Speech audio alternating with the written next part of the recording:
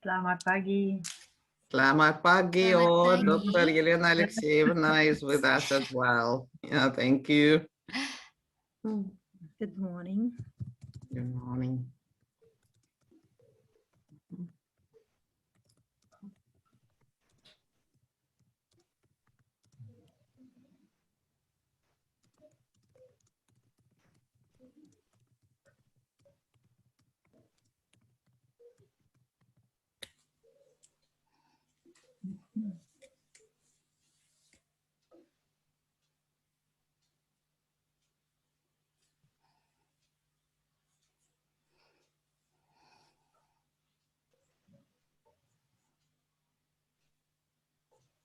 Dr. Yulianeta, maybe you could already start screen sharing so Okay, that okay, we yep. can see the first topic.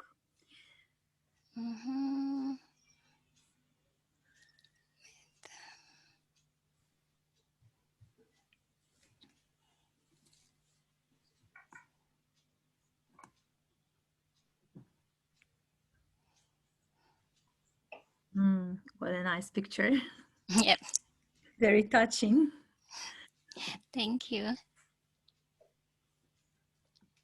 So I can't see any more colleagues wanting to join. Maybe we could start. Again, good morning and good afternoon, dear colleagues and dear students, our future colleagues.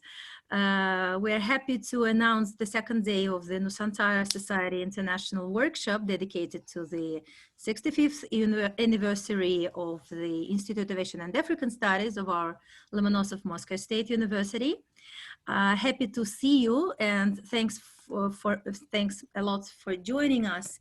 We have now the session which is called Literature and Folklore of the Nusantara region.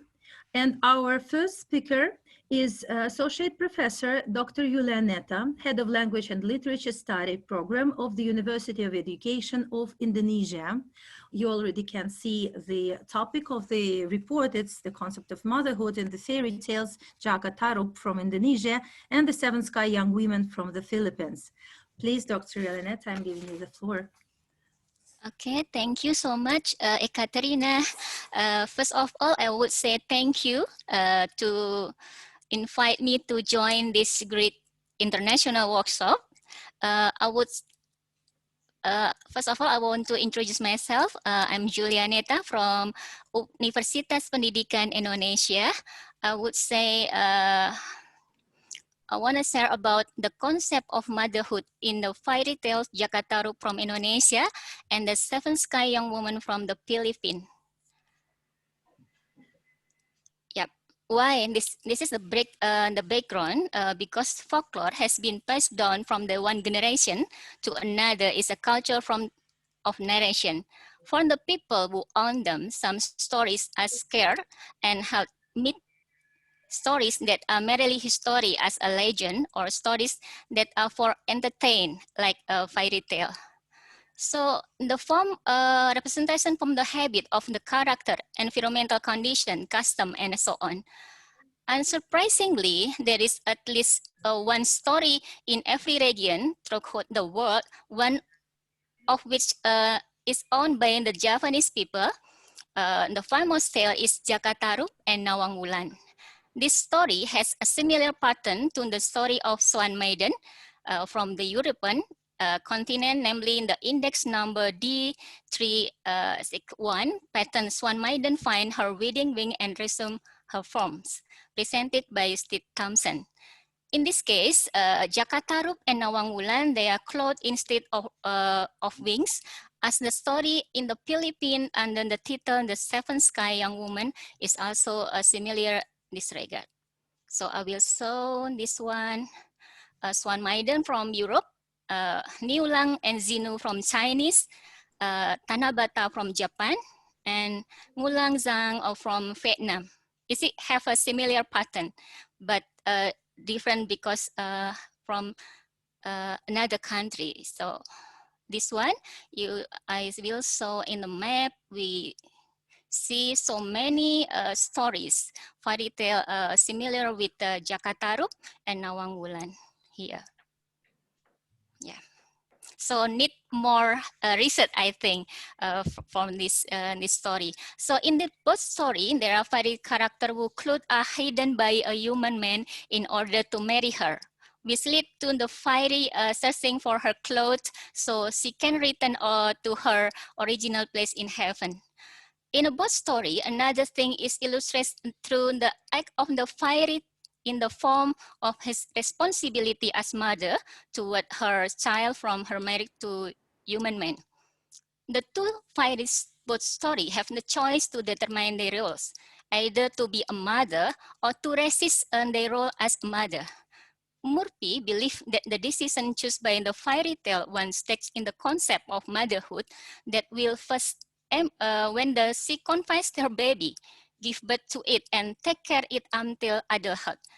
Agujobi, refer on Agujobi, is his research entitled Motherhood in African Literature and Culture, is that the role of mother is very important and more value in traditional as well as in society. And Ulrich and Widerhall state that becoming mother through the state of pregnancy and childbirth is the fulfillment of the status woman in socio-culturalism. Here, Jaka Tarub, and here in the seventh sky, a young woman from Cotabato, Philippines. Maybe Dr. Nadim can have a more here. You see, this is the research about Jaka Tarub. But among the studies, there has been no research that specially addresses in the issue of motherhood experienced by the fairy tales. Here. Yes. I will continue. Avila said the Philippine is similar, they both highlight family value. This similarity can help in understanding the concept of motherhood that is firmly embedded in the culture of Indonesian and Filipino communities this through folklore as Maling Kundang, Batu Menisis, Aponi Bonilayan, and so on, because we have so many fairy tales. This phenomenon in the form of emphasis of the important role of mother in the balance of welfare to family through formation in the small society for educating children and help family and so on. Okay. Here. I use a structure from Robert Stanton model, structuralism narratology from Julian Greimas and comparative literature and the concept of motherhood. Because I have just 10 minutes, so I will I will go to the point. This is the young sky, seven sky young woman. Here, Jaka Tarub, the character in Jaka Tarub. Yes, this is the seven sky young woman. The character in the seven sky young woman. Here. So from the character here, okay, I will continue. This is the role of mother. So in Jaka Tarub, the process of motherhood is breastfeeding, gift of breastfeeding and bonding attachment about mother and children. Here. Here Nawang Wulan said, "Oh husband, you have decided this entire time. I actually feel burdened for having to leave Nawangsih behind, but I must do," said Nawang Wulan. "Even so, I will still keep my responsibility as a mother. I will still breastfeed Nawangsih every night. I will come down here. I'll visit you. Please buy me a hut near a cottage to put Nawangsih there. But remember, for all the time, I will breastfeed our daughter. You are forbidden to come by the hut." So this is Nawang Wulan said. Okay, what the fairy still says, she chose to suit her doctor by cladding her in a cloth and singing her a lullaby. She the growth of her child for his still stimulation process, and she teach a good attitude for her children. I will give example. In Javanese people, we usually sing a lullaby for children, like ta lelo lelo lelo ledong cep menengo ojo pijer nangis Anakku sing ayu rupane, ia nangis da ilang ayune. This is in Japanese. Maybe in Filipino have another lullaby, but the meaning is the same. Okay, I will continue. Here, the mother could be multitasking mother. He said Nawang Wulan integrated voting mother to translate splitting mother. See like this one. Usually being a mother could be doing anything in the same time. Like Nawang Wulan, he's cooking rice and going to the river. She had to leave the still cooking rice to Jaka Tarub because she had go to the river behind her house. So, and breastfeed. Nawang Wulan returning to earth every night from heaven because she had to breastfeed Nawang Si. This is, yeah. And Bidadari Muda or young fiery, she integrating mother to split working mother. She do weaving work, but she in the same time, she calming her daughter. She prioritized her children over her work. This is a mother, is ideal mother in a society. So this is a conclusion. The fact of the story are not different from Indonesia or Filipino. The number of character is still a little different, but the setting is not that different because we have same I think rather same culture. Here, there are 3 or 5 schemes of akan and functional model of Nawang Wulan and Young Fiery respectively. 3 or 5 are the same in the content, the concept of motherhood. There are patterns of upbringing, loving, and nurturing. The integrated working mother category intersect the 2 character here. So we can give conclusion, motherhood as an institution of experience. Here, the concept of motherhood, is it from Nawang Wulan or Young Fiery pattern of upbringing, loving, and nurturing on the children. The pattern of upbringing that is portrayed in the permissive upbringing of Young Fiery by given example of good thing to the children, while Nawang Wulan did provide adequate nutrition from breast milk to Nawang Si. The pattern of loving portrayed by Nawang Wulan willing to return earth every night to breastfeed her child and creating a mother-child relationship and singing lullaby to soothe children. This pattern is occur when Young Fiery taught moral value to the princess, to her children.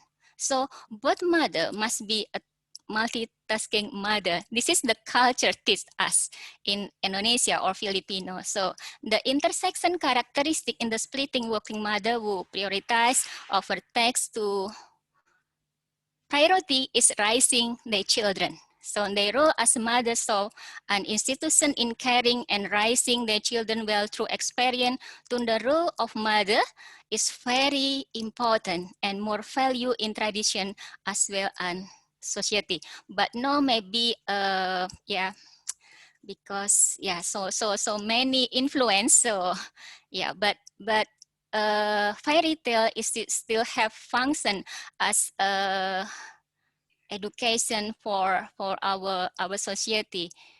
So this is and I will say thank you, matur nuwun, terima kasih, salamat po, spasiba, thank you.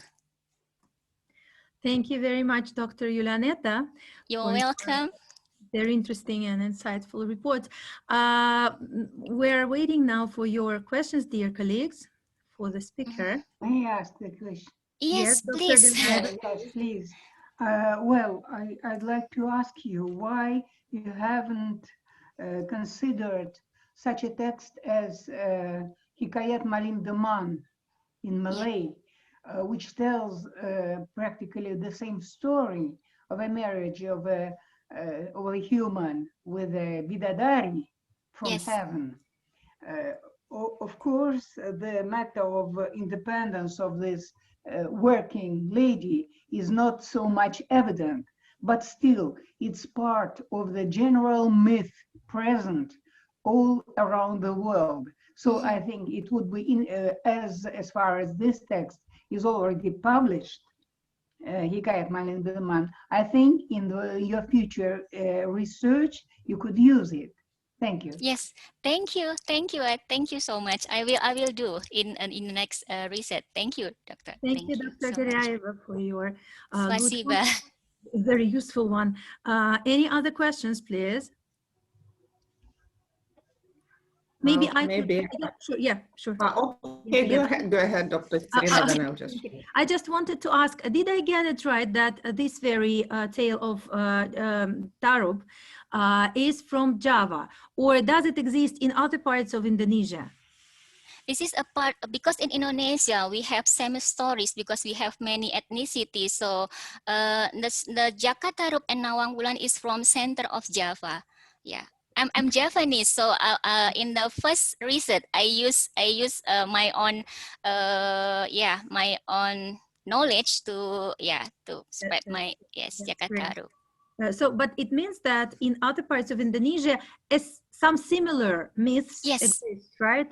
Yes, we have more, like Bentawol from Kalimantan. Yeah, we have similar stories, but different because have a local value. Yeah. Yeah. Thank you very much. I also have one short question. Yes, sure, Dr. Denisova, please.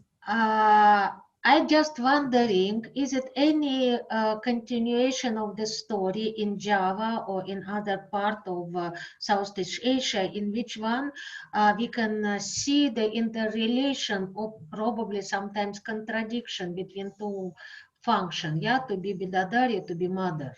Yep. Because in some stories, as I know, among Malay's folk stories, when she get caught already by the guy to be married, she have no chance to go back.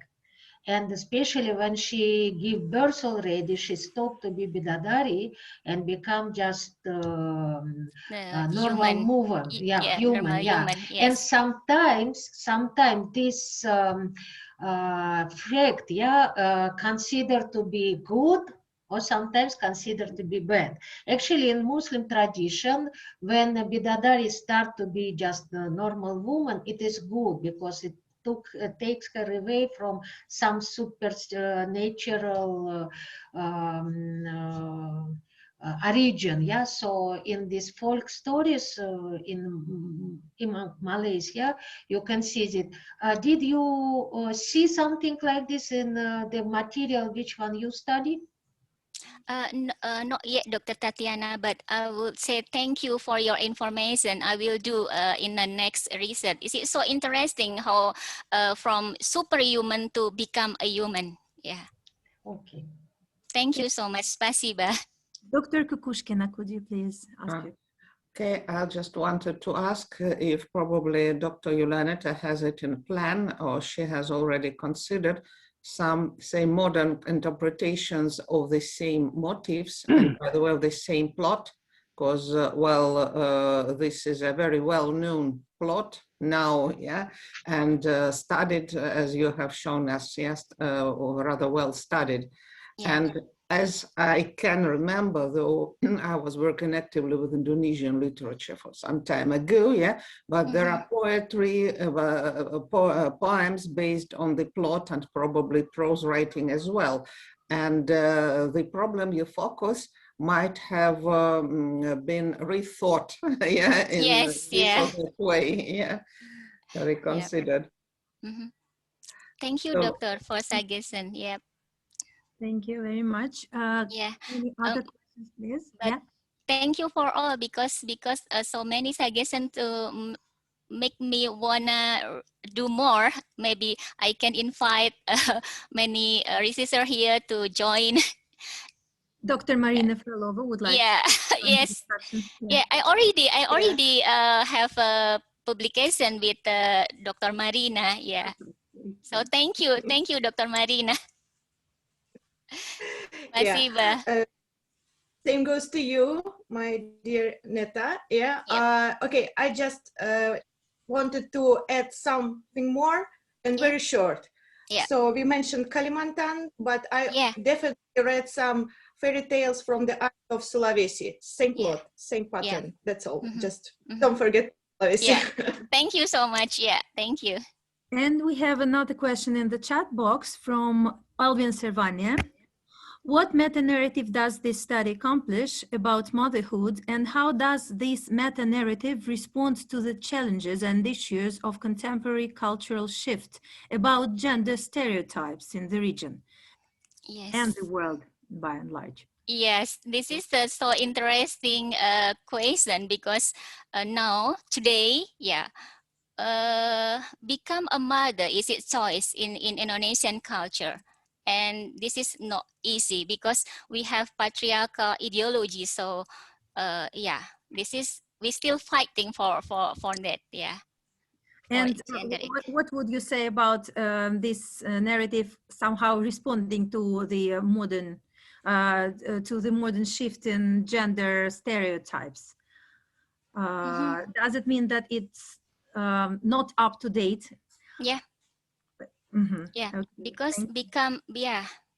thank you. Because become a woman is its choice, but based on that both of story, is it still have the stereotype as woman in the domestic sphere, not in a public sphere. Yeah. So would you say that up to date, this stereotype or vision of the general role of a mother still is the same as No, not yet, but depend on local ethnicity in Indonesia, because if we said about gender, is it depend on local value. Yeah. So but today we can choose how to become a mother. Like we have a mother like a teacher, but still can keep a family. Is it good? Yeah. So this is depend on person, I think. So we can free choose to become a good mother like me. Thank you, Dr. Yulianeta. You're welcome. Any other questions, dear colleagues? If not, let us proceed to the next speaker. Thank you very much, Dr. Yulianeta, again. You're welcome. Thank you. Spasiba. Could you please, Dr. Evgeniya Sergeyevna, give the right to share the screen to Dr. Nadera? I can't. Since I have already done this, okay, great. So we are inviting here our next speaker, Dr. Victor Emmanuel Carmelo Nadera in the Philippines, as Dr. Nadera is not only a fellow of the University of the Philippines, but he's also a very famous poet of the Philippines, and he is known as Vim Nadera as a poet, and a short name. Dr. Nadera was also the former director of the Likhaan UP Institute of Creative Writing. And the topic of Dr. Nadera today is CoviDiona, CoviDalit, and CoviDagli. So it's very much actual. So good morning and good afternoon here in the Philippines. So allow me to share with you my presentation. Can you see it? Yes. Yes. Okay, the title of my paper is all about the recent experience for us to use our boring days, creatively through literature. So the title of my paper is CoviDiona, CoviDagli, and CoviDalit. This may sound so weird or out of this world, but allow me to explain. Last March, about a month, we received the first case of COVID in the Philippines. So we deemed it necessary to while away our time by getting in touch with Rappler. It's one of the more popular online platforms in the Philippines. I happen to be one of the columnists there, so I asked my editor if she will allow me to write something about project, no, which I will propose to them, and it's writing particular pre-Hispanic poetic form. We start first with Diona. So it is, as I said, later I will explain it to you. So after a while, we were able to get contributions. This is one of them. So the artist readily made an illustration about it. So roughly it is saying, coronavirus, we won't miss you, go away. So that's the literal or translation of this particular Jonah. This one, because we were asked to go home, to stay at home. So the question here is, in this particular Jonah, I was asked to go home as a mother whose home happens to be the street, because coming from a homeless.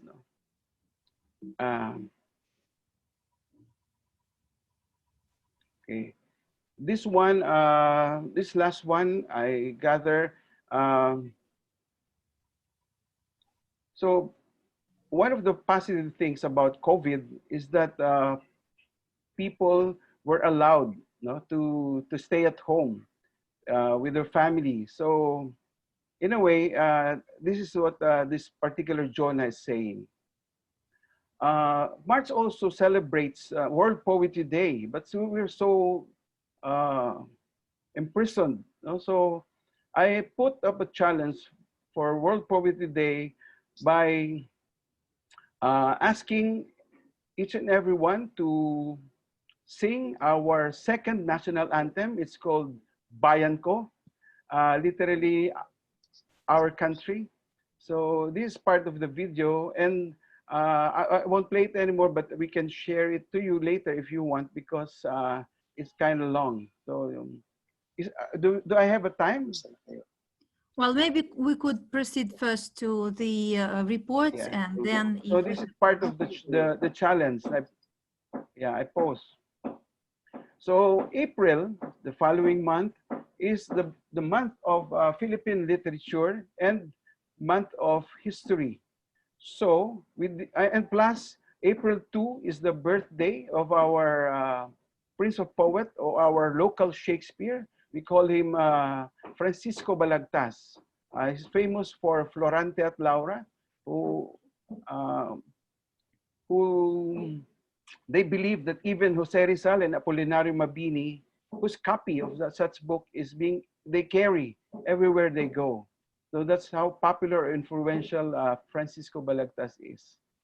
So I propose to have, after COVID Jonah, I propose CoviDagli.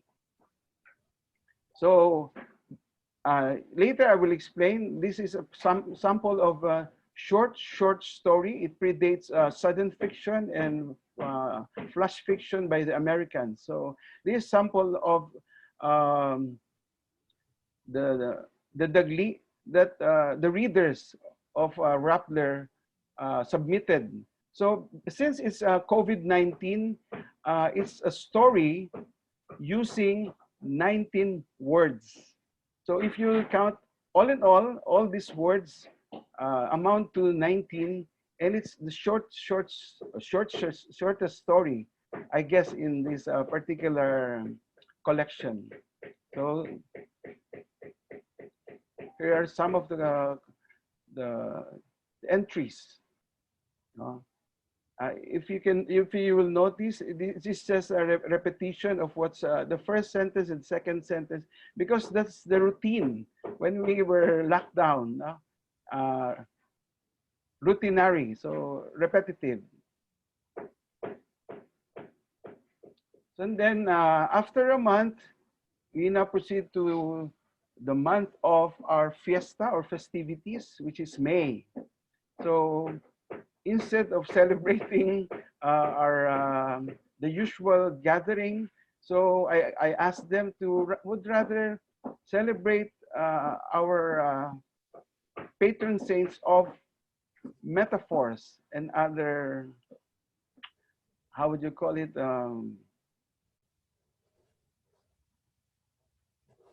Figures of speech. Mhm. So these are some. This is Dalit, the third form. Later, I will introduce them to you. So what is Jona, Dagli, and Dalit?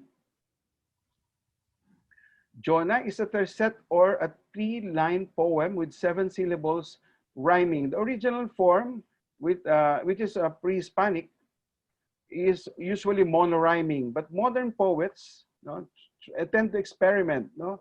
It is 2 syllables more than haiku, because haiku is 575, Jona is 777. It is one line less than Tanaga, because Tanaga, as they say, poetry is the oldest form of literature. And in the Philippines, or even among the Tagalogs, Tanaga is the oldest form of poetry. So I compared Jona to Tanaga in its one line less, because Tanaga is a 4-line quatrain with 7 syllables, but Jona is just a tercet. It is most popular among the Hispanic poems, and we revived it in 2003 through Jona Text. Now, it is a contest by asking everyone to join by sending their Jona through cellular phones. So it's called Jona Text. You check text a Jona. So yes, first it is about familial love, and then we're able to get financial aid from the National Commission for Culture and the Arts, and we were able to give prizes even to winners as far as Bahrain, Hong Kong, Kuwait, Qatar, and Riyadh, because some of them are overseas Filipino workers.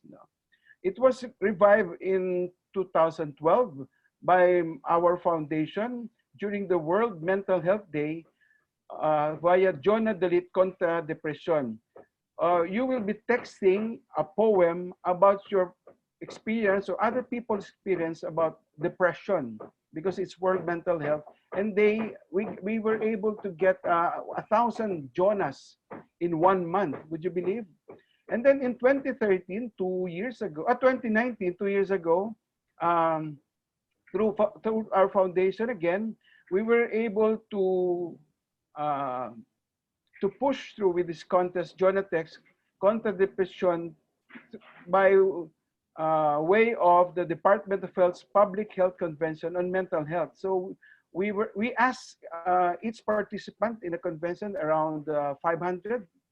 So in each one, and we gave them post-it as they enter, and they will write a 3-line poem, and they will submit those poems as they leave. And then we were able to proclaim, since it's a 2-day or 3-day session, 3, which we call Post-it Poet of the Day. So it's written in Post-it. So we were able to get instant poet among psychologists, psychiatrists, and other mental health workers. So these are some of the examples.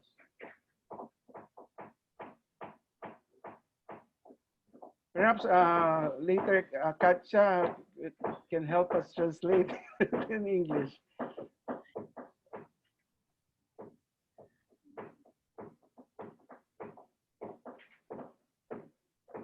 So it's all about mental health. The second one is Dalit. It is a quatrain with 8 syllables compared to Tanaga, whose syllables are just 7. It is +1. So it is an old form. It is mentioned in Compendio de la Lengua Tagala by a friar named Agustin, considered the critic of the indigenous literature, is paired with Talingdao, since they're the most popular poetic form in the Tagalog region. 2 of its salient characteristics are deep thought and intense emotion. It is sung as a hymn by way of dalit sa kalwatatian ng langit sa nakararatnan ng mga banal. It's a hymn towards the glory in heaven if you will end up as a saint or a sacred person. It is part of a ritual of cofrade. Actually, it's cofrade who are the name of the members of the Cofradia de San Jose, founded by Apolinario de la Cruz, who's popularly known as Hermano Pule in 1832. It was featured in my first book, which is entitled Dalit, Galit, Halit, Malit, Ngalit, Palit, Salit, which was published in 1993. So it will survive again in 2003 through Dalit text, same thing with Jonah text, but it's different in form. And it was revived by Joel Malabanan, a poet professor from the Philippine Normal University, because there is a campaign against Filipino being used as a medium of instruction in college. So they have this Tanggol Wika, protect our language. So we use this poetic form to campaign against such move. So it's called Dalitex para sa Wika, Dalitex for our language. It was promoted in 2018. So these are some of the examples. And then there's the Gli. It is short story. As I said before, it is for this particular year, it is just, you can write it even in a one-word story, a two-word story that can summarize the entire narrative of a person, of a place, of a time. No? It's a traditional traditional form of fiction characterized as witty. It is defined as an open letter by Fausto Galauran. Alejandro Abadilla called it didactic or sermoning, or Lope Casantos called it plain and simple, just a sketch. It was first recorded in Cebuano. So it's in a way Cebuano in origin. The first one is called entitled Mameng, which was found on July 16, 1901 by Vicente Soto, who is considered the father of Cebuano language and literature. This may sound popular to you because the incumbent Senate President of the Philippines is his grandson, popularly known as Tito Soto, the one-third of the comedy trio called Tito, Vic, and Joey. It is compared to Rapida, Instantea, or Rafaga in Spanish. So it is deconstructed and reconstructed by fictionists, modern fictionists, I mean, old and young, since 2003 up to this day. So these are some of the covers of the book being published since 2003. Upon its rediscovery.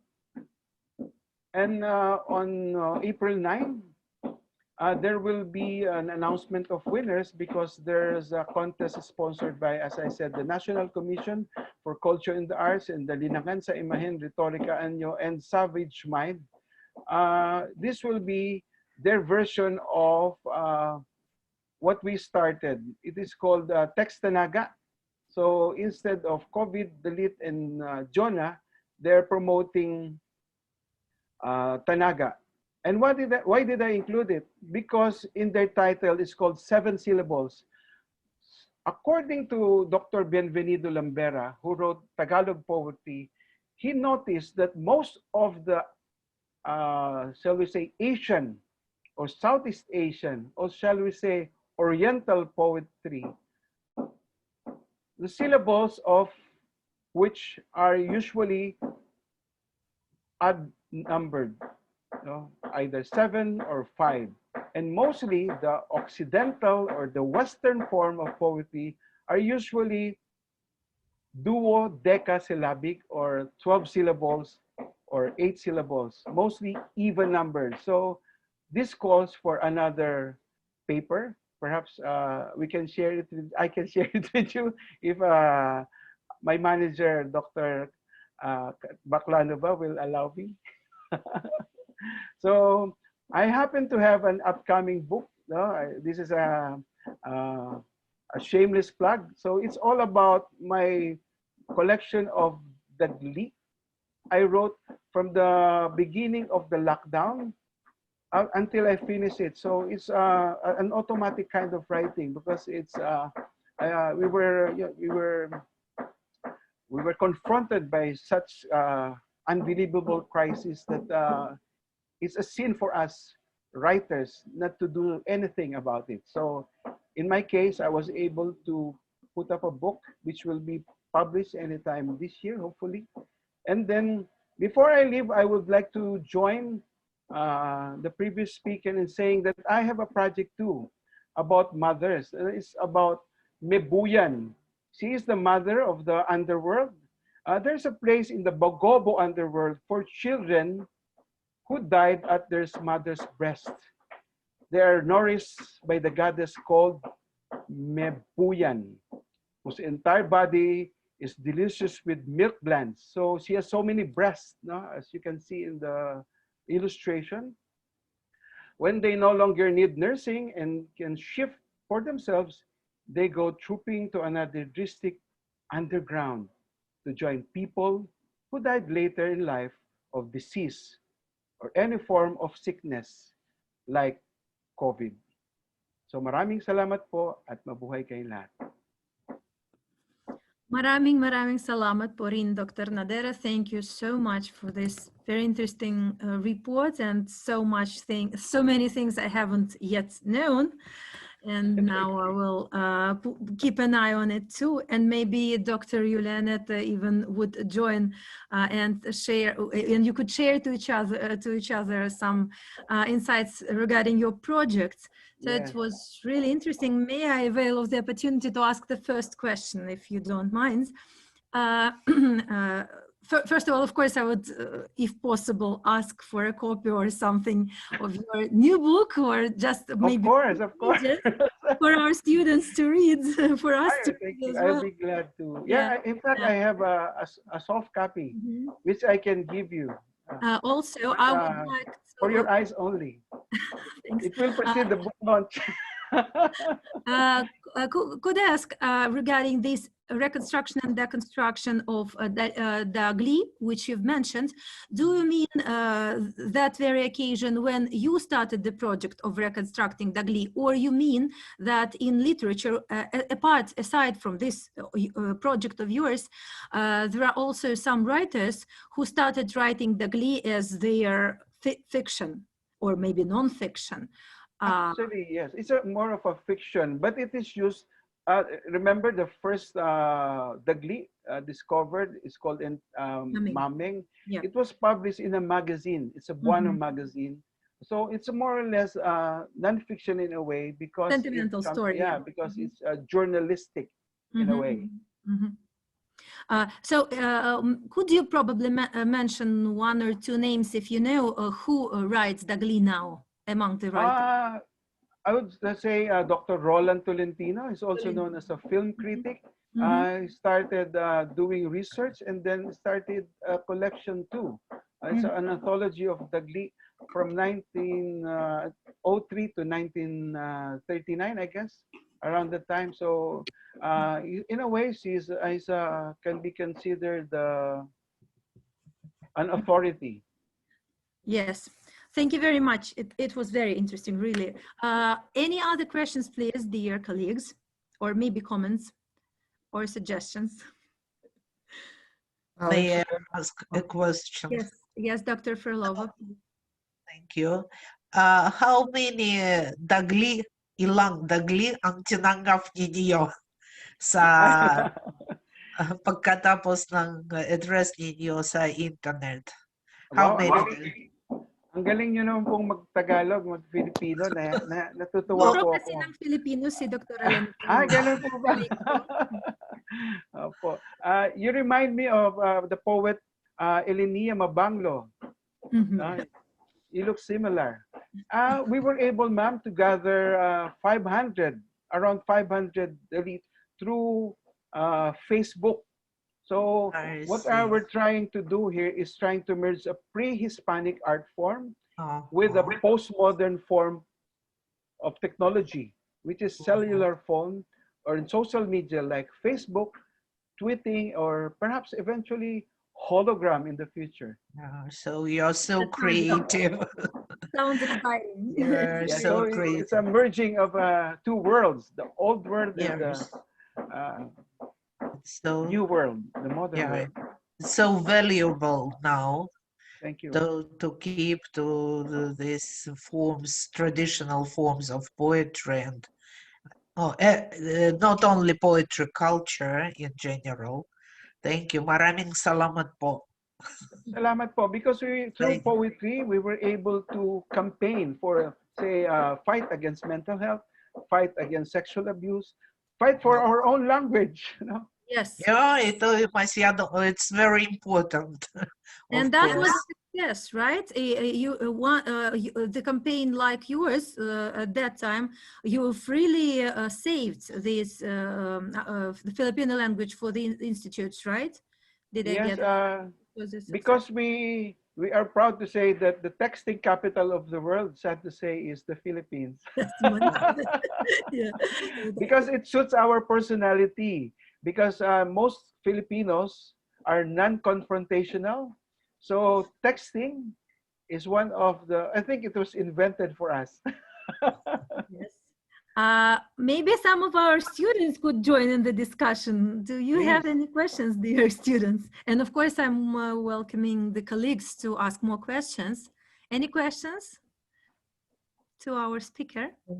I think no questions here, but me too. I just wish to express my amazement and highest appreciation of such efforts. I think that probably this experience, well, it's good if it's spread all over, say, ASEAN countries at best, yeah, because, well, such an effort to preserve and to recreate national heritage is something so important in our epoch of globalization. So it's hard to overestimate this. Yeah, it's really great. Really great. Thank you so much. Thank you so much. Thank you very much, Dr. Kukushkina, for your absolute. We can also encourage Dr. Katerina to sponsor a contest in Russia, perhaps, using our poetic forms, using your language too. We should definitely think about it. Yeah. Maybe you could train me how to do it, and we'll do it. It's so easy. Yeah, please, yeah. Yeah, I can send you a how-to or a manual how to write. Yes, please. Let's discuss it later. It's really interesting. Thank you. Thank you. Marami pong salamat. Do we have any other questions, or we can proceed to the next speaker? Okay, thank you very much, Dr. Nadera. Thank you. That was really salamat exciting. Po. So I'm inviting our next speaker. This is our leading person in the Nusantara Society, Associate Professor Dr. Evgeniya Kukushkina, also Vice President of the Nusantara Society, Head of Department of Philology of Southeast Asian countries at our Institute of Asian and African Studies.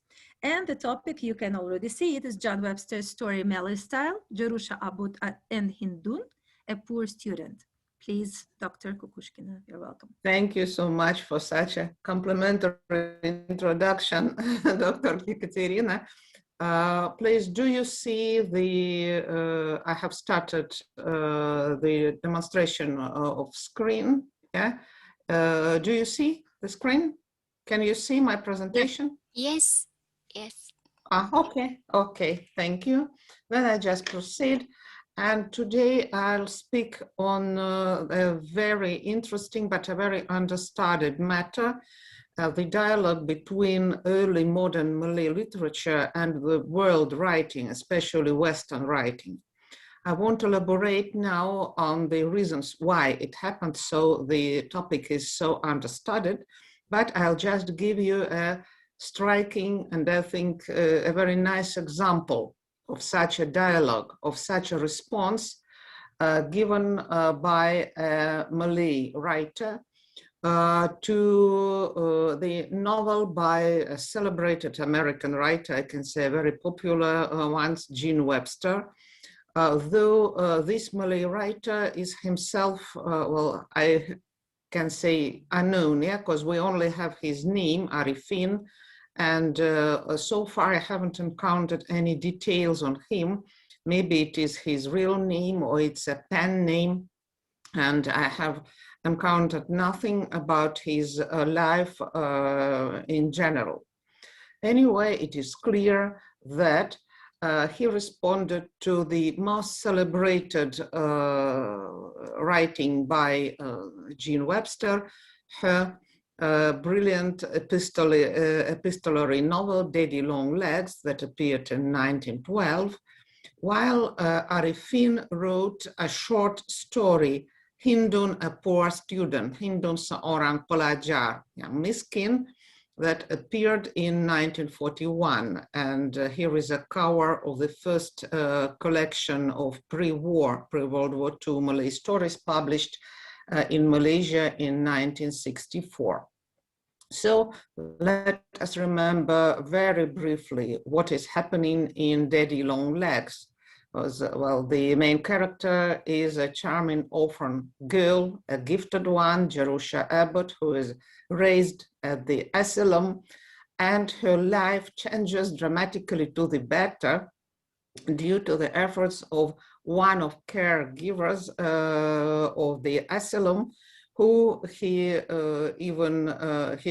doesn't know him. She only sees once him standing on a threshold, and she sees a very long shadow of his, reminding her of a spider, of a daddy long legs. So he notices her vividness, her ability to make very keen observations on what's happening around, and he sees that she has a talent to handle words. Yeah, so she is sent by him to a college to become a writer upon the condition that she writes him letters without getting response. And so she is doing it for 4 years, accompanying her very witty, charming, keen letters, also with illustrations like this. And she's also receiving signs of attention from this unknown benefactor. And for a long time, she's oblivious of the fact that actually there is a feeling behind these signs of attention. And only in the very end, when she meets him, she realizes that there is a special relationship, and the novel ends happily with their love, and as it is implied, the following marriage. Yeah, I have taken illustrations from the film, the first film made based upon Daddy Long Legs that appeared in 1990. So what do we have then in Hindun, a poor student, a short story by Arifin? This is definitely an adaptation, though the action is shifted to the pre-World War II Singapore, which on the one hand was pretty city-like at this moment, at this time, but also retained some rustic traditional appearance in some of its parts, just like we see on the left. And it was in such a rustic house Hindun's parents lived, and this house stood in the middle of a coconut plantation that and it is notable that Hindun herself doesn't appear at the very beginning in this story, but her parents discuss a problem because the plantation belongs to Hindun's father's master, a rich and benevolent man who, however, has gone bankrupt, and the plantation has to be sold, and the house probably demolished or sold to someone else, so they face the danger of losing their dwelling. But the appearance of Hindun, who comes, she's finishing her studies at the girls' high school, helps to settle the situation. Well, here are some photos of the girls of the time, so she might have looked just probably like this. So Hindun is a good daughter and an industrious student, very hardworking and eager to study. After she finishes her village school, she implores her parents to send her to the girls' high school, Sekolah Tinggi Perempuan. Here is a picture of the oldest girls' school in Singapore, St. Margaret.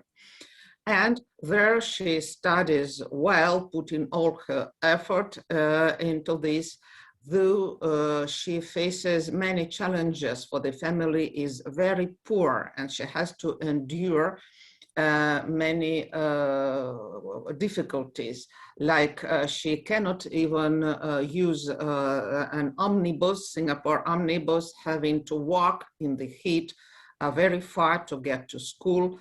And after doing her homework every evening, she has to do something to support herself, like sewing, embroidering, and so on.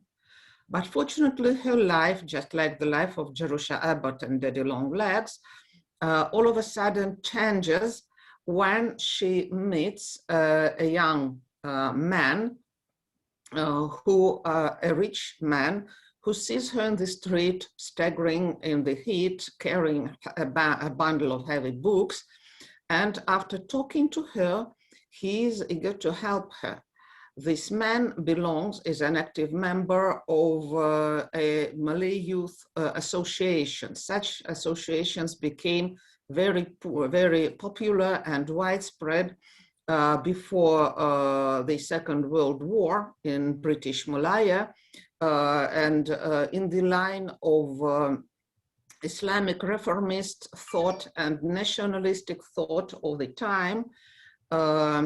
These associations aim to improve the situation of the Malay community through welfare activities. So the young man provides her with accommodation close to school, in the hostel belonging to this youth association. And more than that, since this moment, Hindun starts to receive letters from anonymous letters, probably brought to her by such a postman. So you see here the situation is reversed. It's not the girl who is writing to her benefactor, but vice versa. And in these letters, he teaches her, he tells her to study well, to be a hardworking and responsible person, explaining that this would contribute into her future career probably, and her future life as a good wife. So the letters are very, very didactic in nature. So Hindun tries to do everything possible, and she doesn't fail to follow her benefactor's advice. And then when she's already at home and the parents are informed that the coconut plantation is sold, and they think that they are going to lose their house, such an elegant car with an elegant driver stops in front of this house, and the young man who is the driver also happens to be the young man who had helped once Hindun to get the accommodation, but he also bought this plantation. He is a purchaser.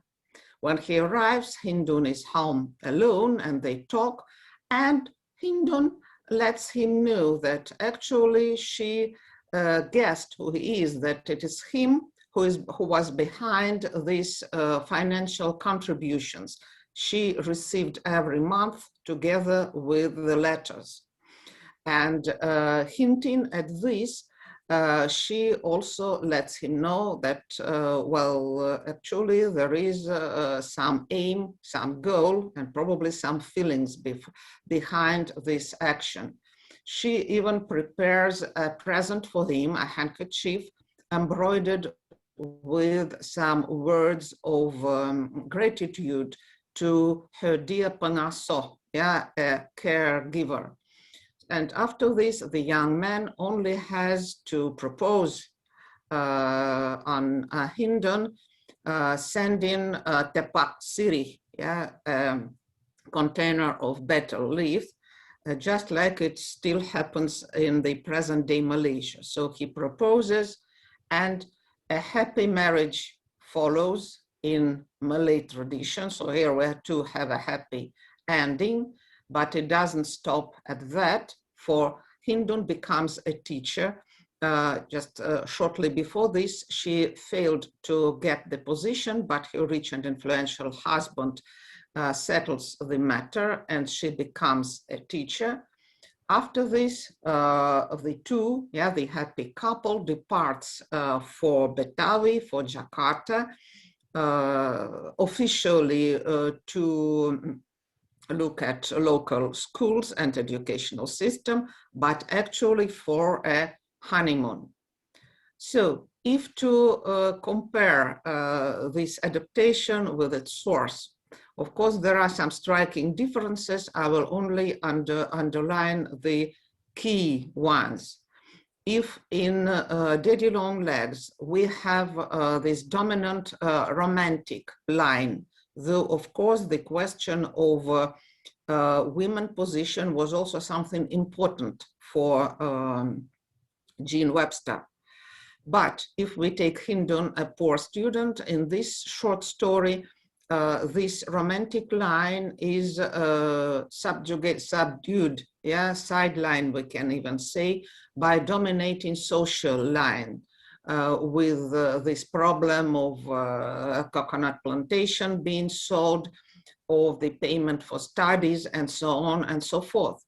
So that the riddle, the secret that forms a core of narration in Daddy Long Legs, when the heroine herself cannot guess for a long time. The readers, yeah, they start guessing that there is some love behind this benefactor's actions.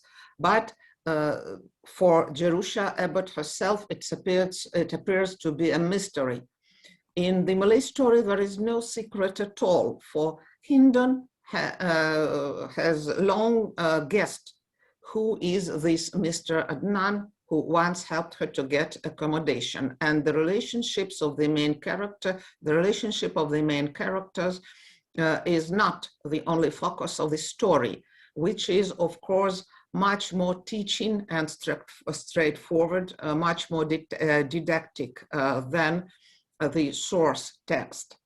So, and if we have a look at the main topic discussed in Arafin's story, we'll find first the necessity of education, especially for women, public welfare, especially of the Malay community, women emancipation, the role of associations, which grew more and more politicized at that moment, and the meaning of personal effort in life, contrary to fatalism, yeah, and the hope to gain some reward in afterlife. So it's just to conclude, all these points belonged, were basic and most important for Islamic reformist and nationalistic thought that became very influential in British Malaya at the same time. So this adaptation of the story by Jean Webster is fully integrated into the ideological context. And the story was written to underline these main points of reformist and nationalistic ideology, at the same time discussing central problem of Malay community. So it proves that when any impact or influence takes place, then the recipient side is actually very selective and very active, very creative in interpreting this influence. And Arifin story is just an example of this. Thank you so much for your attention. Thank you very much, Dr. Evgeniya Kukushkina, for this report. It's really interesting, and it has some parallels with Philippine literature and some other literatures, I believe. And I'm inviting our colleagues to make some comments or ask some questions, please. Who would be the first? While you're formulating your questions, may I ask mine? Yes, please. Evgeniya Sergeyevna, could you please tell me if I get it right? This piece is much didactic in its characteristics, right? Right. To compare it with the current literature of that time, Malay literature, can we say that the didacticism was still prevailing, or this kind of fiction sort of lagging behind in this characteristic? No, right, you are asking this question. Well, lacking time, I just had to stress that this adaptation fitted perfectly into ideological context, but also into the creative context of contemporary Malay literature. Because yes, didacticism was still very strongly felt. And actually, say, reformism and just the nature of reformistic and nationalistic thought supposed that the writers wanted to teach their audience, to summon them to do certain things, to encourage them. So they were very didactic, and it was also just the norm for the literature of the time. Thank you very much. I guess that's right. Thank you. Yes, please. Yes, Dr. Kutavaya, please. Dr. Kukushkina, please tell us, it's a very general question. What is the percentage of modern Malaysian literature written in English and in Malay language? Can you tell us, please, approximately, what is the percentage? You mean now, Now, at the moment, modern Malaysian. Yeah. Thank you for your question, Dr. Kutavaya, and I must say that this is a huge question to elaborate on. And frankly, I think that if it comes to percentage, no one can tell you at the moment. What we knew that according to even Malaysian constitution, national literature is only the literature written in Malay, in Bahasa Malay Malaysia, while all other literatures are not considered, say, national. And it's difficult to evaluate the volume, because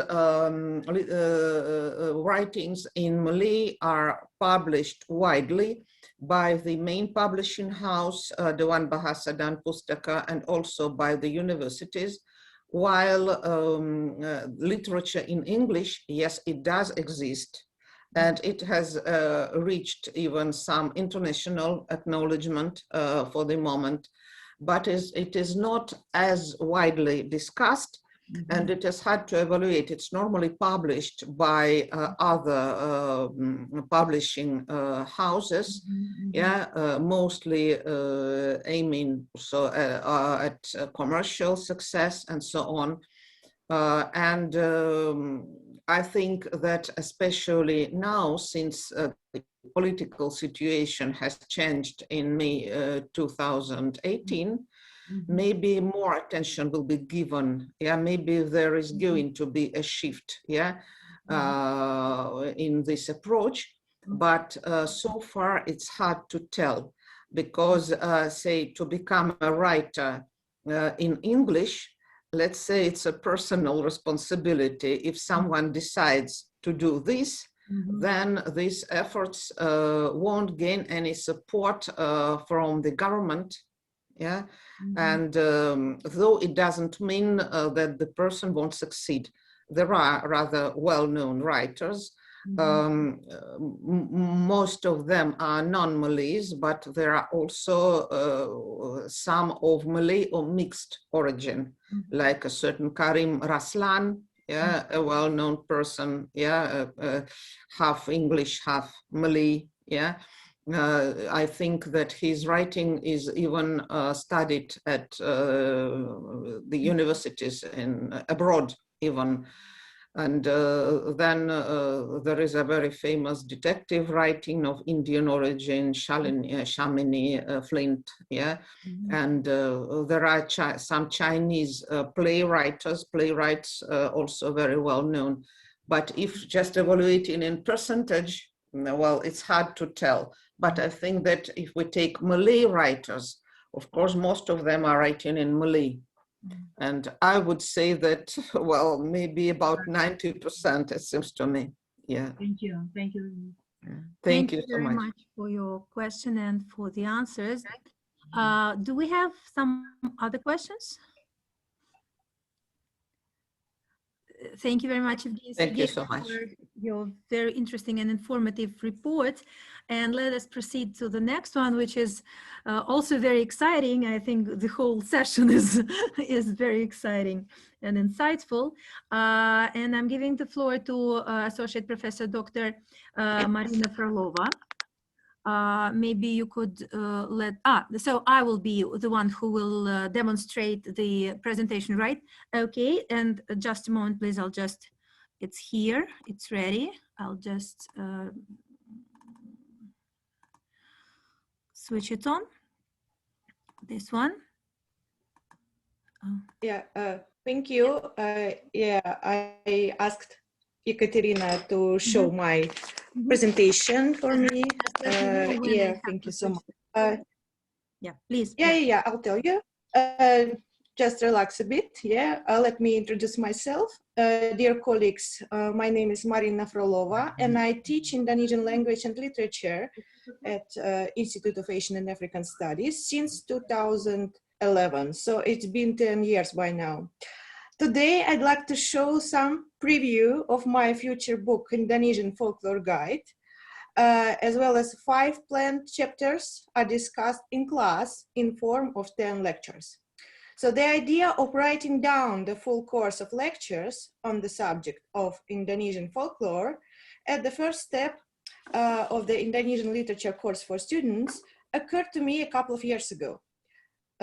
So let me show you my simple guide, pretty much based on previous accomplishments of my predecessors, long quotations of famous works, and well-known examples of original and translated texts. So I must say my teachers paved the way towards the lectures I give now for my students. So my own input to boost Indonesian folklore studies is focused on the relatively new topics of Indonesian ghost lore. So I'll come back to this point a little bit later. And I also need to mention that I remastered the lectures made by my teacher, Nadezhda Smurova. She was mentioned yesterday by Professor Viktor Pogadayev. And also I remade some significant part of the lectures about Indonesian fairy tales. Among the new additions are also some notes about Indonesian riddles, jokes in form of funny riddles, and also the brand new final part of the course is all about internet lore, post-folklore, and other modern forms of Indonesian folklore. Yeah, I do not have now time for all the references, but the number of them is quite large and includes studies in Russian, English, German, Indonesian, and Malay languages. So, Katya, can you go back please to the previous? Yeah, so I need to, I just felt yesterday I need to tell you that my first acquaintance with the scientific and popular literature about Indonesia began in 2003 at my alma mater, the Institute of Asian and African Studies. I was a student of the first year of the Indonesian group, philological department. So I read 2 books in September. It later played a tremendous role in my own Nusantara research journey. The first one on the left is called like Wizards from Java, and it's a nice Soviet translation from French in the series Traveling Around the Countries of the East. So this is like a nice travelogue and also a nice study about shamanical turnings into tigers, otters, wild boars, and other peculiar stuff. So it was, yeah, quite entertaining for me. And the second book, titled Peoples of Malaysia and Western Indonesia by Yulianeta, our prominent ethnographer working at famous St. Petersburg Museum, Kunstkamera. So after the detailed scientific description and explanation of the technology of these miracles of Indonesian shamans, I already knew what I would like to do. So my first student paper theme was Malay magic spells, and this led me, after many years of research, to defend the thesis on the topic animistic symbolism in traditional and modern Indonesian literature. So I do not forget that the path to this dissertation started precisely with these two colorful books about shamanic wonders. Yeah, and I think that this topic is very important for folklore studies because rudimental forms of these beliefs from pre-Islamic, pre-Christian times made huge impact on the further development of Indonesian culture in general. So the topics of culture and religion go hand in hand with folklore of Indonesia. So yeah, I need to emphasize, yes, for the benefit of our studies, that the animistic background of Indonesian folklore is very important. So, and I would like to say a few words about folklore itself. So first of all, folklore is not dead. There have been some concerns about dying forms of folklore everywhere around the globe, but we must not be worried about it because I can tell you that folklore is thriving now on the internet, still in oral and written transmission, and is still very popular and a significant part of any culture. First of all, there is no such event in Indonesia that would not open with colorful greeting dances without it. It just can't be held. Shadow, theater, wayang, musical instruments, and other non-verbal expressions of folklore are thriving too. Folklore today is developing tourism. Commodification of some folklore forms are helping regions to boost their economical development. And also, last but not least, folklore is heavily incorporated into modern Indonesian literature. So it's absolutely impossible without the knowledge of the folklore to understand modern poetry and prose. Okay, now we go back to the structure of the lectures and my future book. So as you can see, our first chapter will be titled Indonesian Myths and Rituals. It is on the previous screen. Yeah, thanks. And I divided this topic into 3 sections. You can see it also on the screen. So these 3 sections equal 3 lectures, 3 meetings with students, and we discuss this basic about spirits, shamans were animals, and read some old Malay charms and spells recorded long time ago, but still interesting, you know. Well, next I'll give a talk about myths, legends, demons, gods, and heroes. And for this section, I choose to take some material, some texts from Papua. So this distant region is still preserving some ancient forms of myths. So for the illustration, I'll take this one. And section 3 is all about rituals and some other forms of folklore like wayang theater, storytelling, dances, and so on. Okay, next. Here you can see on the next slide, you can see how is divided the first section. So each kind of mantra or magic spell has its own subsection. Well, next one. next one is, yeah, now we go very fast, right? So now I give a talk about more Indianized part of Indonesia. So it's Javanese word, so-called. And we have these gods and heroes coming from Hindu origin.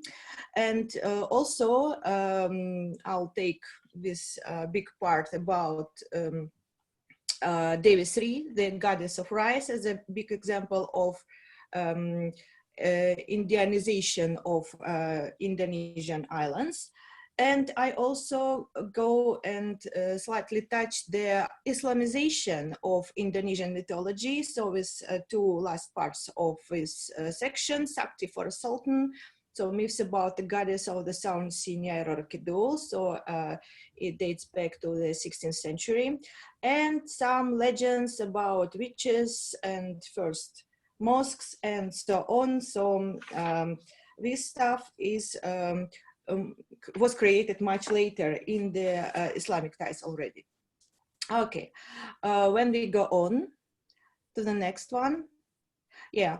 So as I said, it's all about shadow theater and some other forms of folklore, like, for example, trance dance and possession is illustrated by the performance of Reok Ponorogo and so on, yeah. And for other rituals like famous play Murva Kolo, or the birth of the demon Kolo, it gives some explanations about rituals of casting away the evil spirits.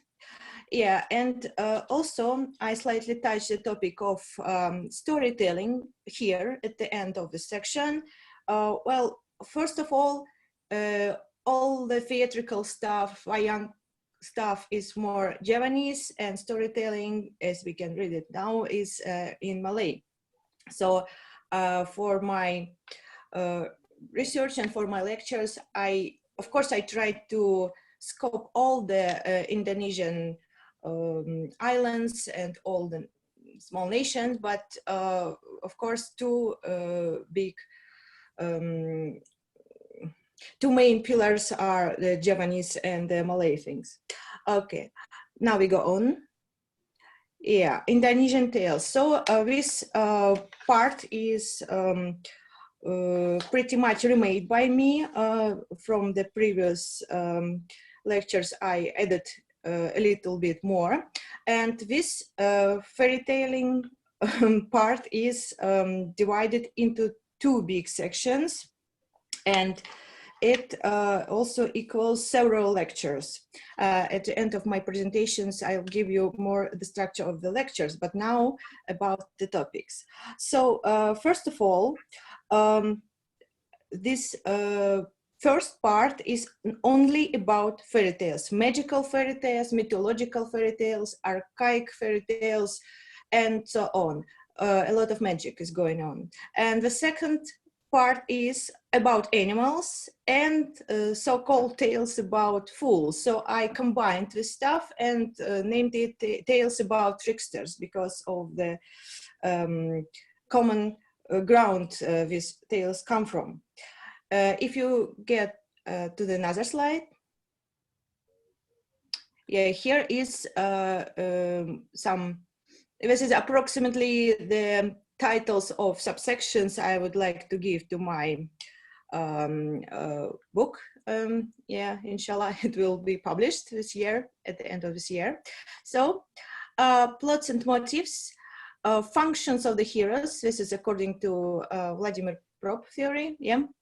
So I'll also give a topic about archaic fairy tales. So this is, or mythological fairy tales, as I call it, because it's a huge problem to distinguish and to divide Indonesian fairy tales into something more European-like, so to say, or Russian-like tales. Well, but some motifs and plots, as our first presentation today, are worldwide. So I also take a look at some European motifs like Cinderella, Sleeping Beauty, and so on, and tried to find these motifs in Indonesian fairy tales, and it was a success. I found a lot. Well, I'll also give a talk about reconstruction of text that is famous at the western part of the Jawa, Sangkuriang. So this fairy tale is actually not a fairy tale. So I tried to reconstruct the old myth and show all the interpretations, not only from the folklorist side, but also from the anthropological side. So when we go on, and in the section about the fools, I'll talk about Sikkancil. This is a small tiny mouse deer, and he is cunning and witty, and there's a famous trickster in Indonesian tales about animals.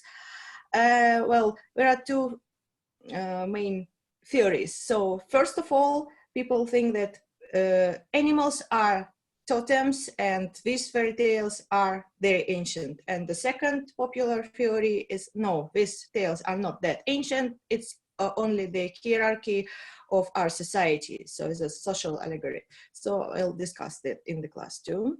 Well, tales about fools are very well known. Sikabayan, Pakpandir, Lebay Malang, Pakodok, dan and so on. So these guys are famous for being cunning and stupid and very lazy at the same time, and a lot of domestic absurd, as I call it, happens in these tales.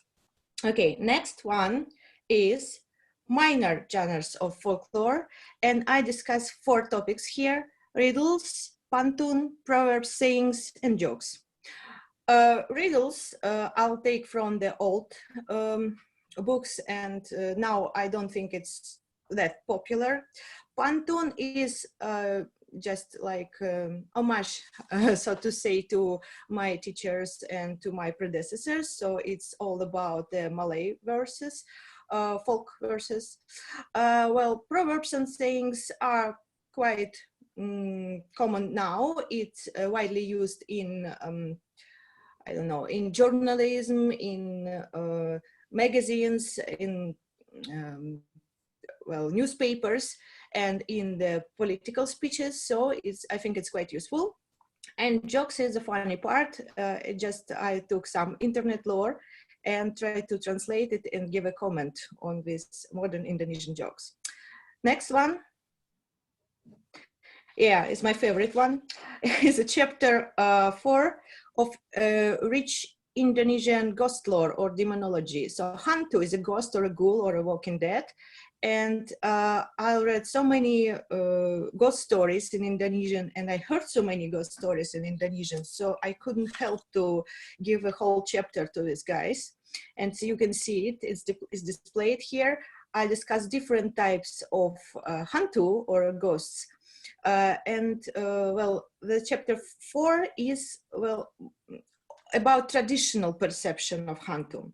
But the next chapter, next one, yeah, it's more about modern forms of Indonesian folklore. So how it switched from the normal folklore to the children's section, and how it goes from the village to the city, and also how it goes from the city to the internet. So this is, like I said, my try to give a brand new look upon the Indonesian folklore. A little bit up to date. Yeah, of course, I continue to talk about some children's plays, like sounds to call, to summon spirits of the dead, with dolls, so-called dolls, effigies, a little bit more precise, Jelangkung and Ninitawong, and so on. When I also take some modern films, horror films for the material, and also, of course, the criminal news from the newspapers. Well, it's all about this strange sorcerer maniac color Ejo. It's kind of an interesting topic. And of course, the youth is always laughing and entertaining, as always, yes. So many Indonesian young people really love to make flash mobs and pranks, and they like to go as mummers on the streets of big Indonesian cities, dressed as ghosts and ghouls. So it's also intertwined with laughter in folklore, a big topic. And when we go to, as an epilogue, I just look at some modern forms of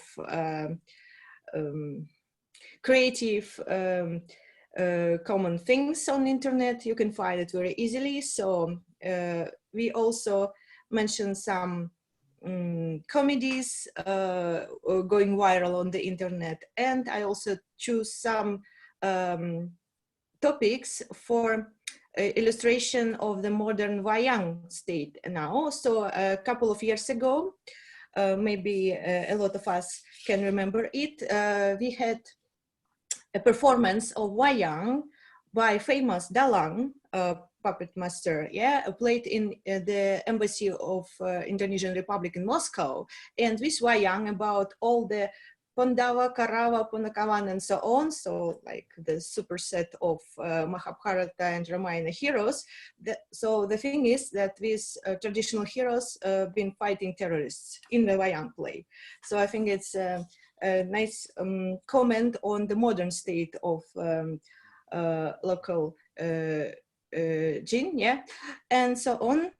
Now we can go to the conclusion. So I hope that 5 chapters of this book will be approximately held in 10 lectures. So this is a new renewed course of folklore. It paves the way for future deeper understanding of Indonesian literature and culture. So after folklore, we go to study the old Javanese literature and so on. But before, we study folklore. So this course is planned to be published. I hope so. And as you can see, if you transform these chapters into lectures, the topics will be something like that, as I already mentioned before. And I also need to say that this course includes group discussions and creative homework. So students are asked to read a lot at home and come to class with some thoughts already. I also give a list of literature, recommended literature for my students. And this list of books includes Indonesian and Malay original sources and translated texts as well. And also theoretical works by prominent folklorists, philologists, and anthropologists. Well, that's all. Thank you much for your attention. Thank you very much, Marina Frolova, for this great presentation. And of course, we all wish you a successful publication of your very useful and important book, important for all of us, not only for the Malay and Indonesian studies scholars, but in a broader scope. And I can see that we have many questions. I think Dr. Gareva was the first. Yes, please. Yes, so I want to congratulate Marina for an excellent course. And I need to say that before we had nothing similar, nothing systematized in such a way to make all the things evident one after another.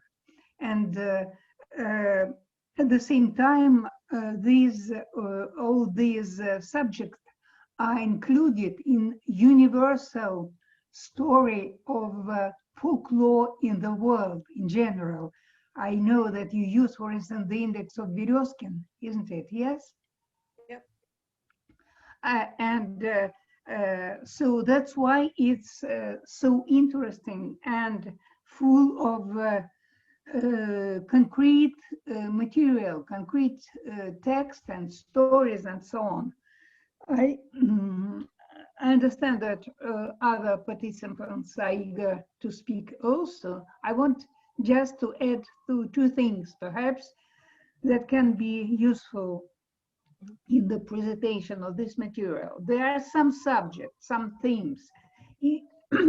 First of all, the more archaic themes in the folklore, like the birth or the hero, all these the origin of the Raja ancestry and so on. I think it would be interesting to introduce the map of Indonesia with index of all parts when these stories can be found. It's very interesting because at the same time it adds to the better understanding of the wholeness of these themes and these processes and these myths all around the countries. I think it's very interesting. Second thing, the last part with the modern variation of wayang and things like that, it's very useful. But perhaps you may find, just to illustrate your course, some parts of the last remaining presentators of traditional folklore, the storytellers, those who with some musical instrument accompanying them, or just alone, are telling stories, or perhaps fairy tales, perhaps some myth stories. Because I know at the time of when Boris Parnikel was in Malaysia, it was about 20 years ago, he found someone who presented a Pingli Purlara story to him. And he saw that the way it was presented differs considerably from the written version we have read since the end of the 19th century, published in Journal of the Straits Branch of Royal Asiatic Society.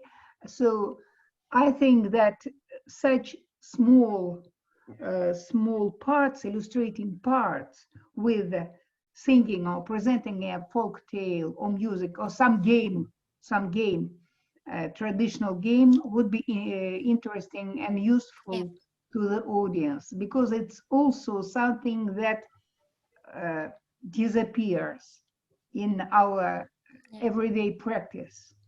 So thank you so much. I admired you, and I love very much the way you presented this program. Thank you. Thank you, Dr. Garieva. Yes, Dr. Yulianeta, please. Thank you, Ekaterina.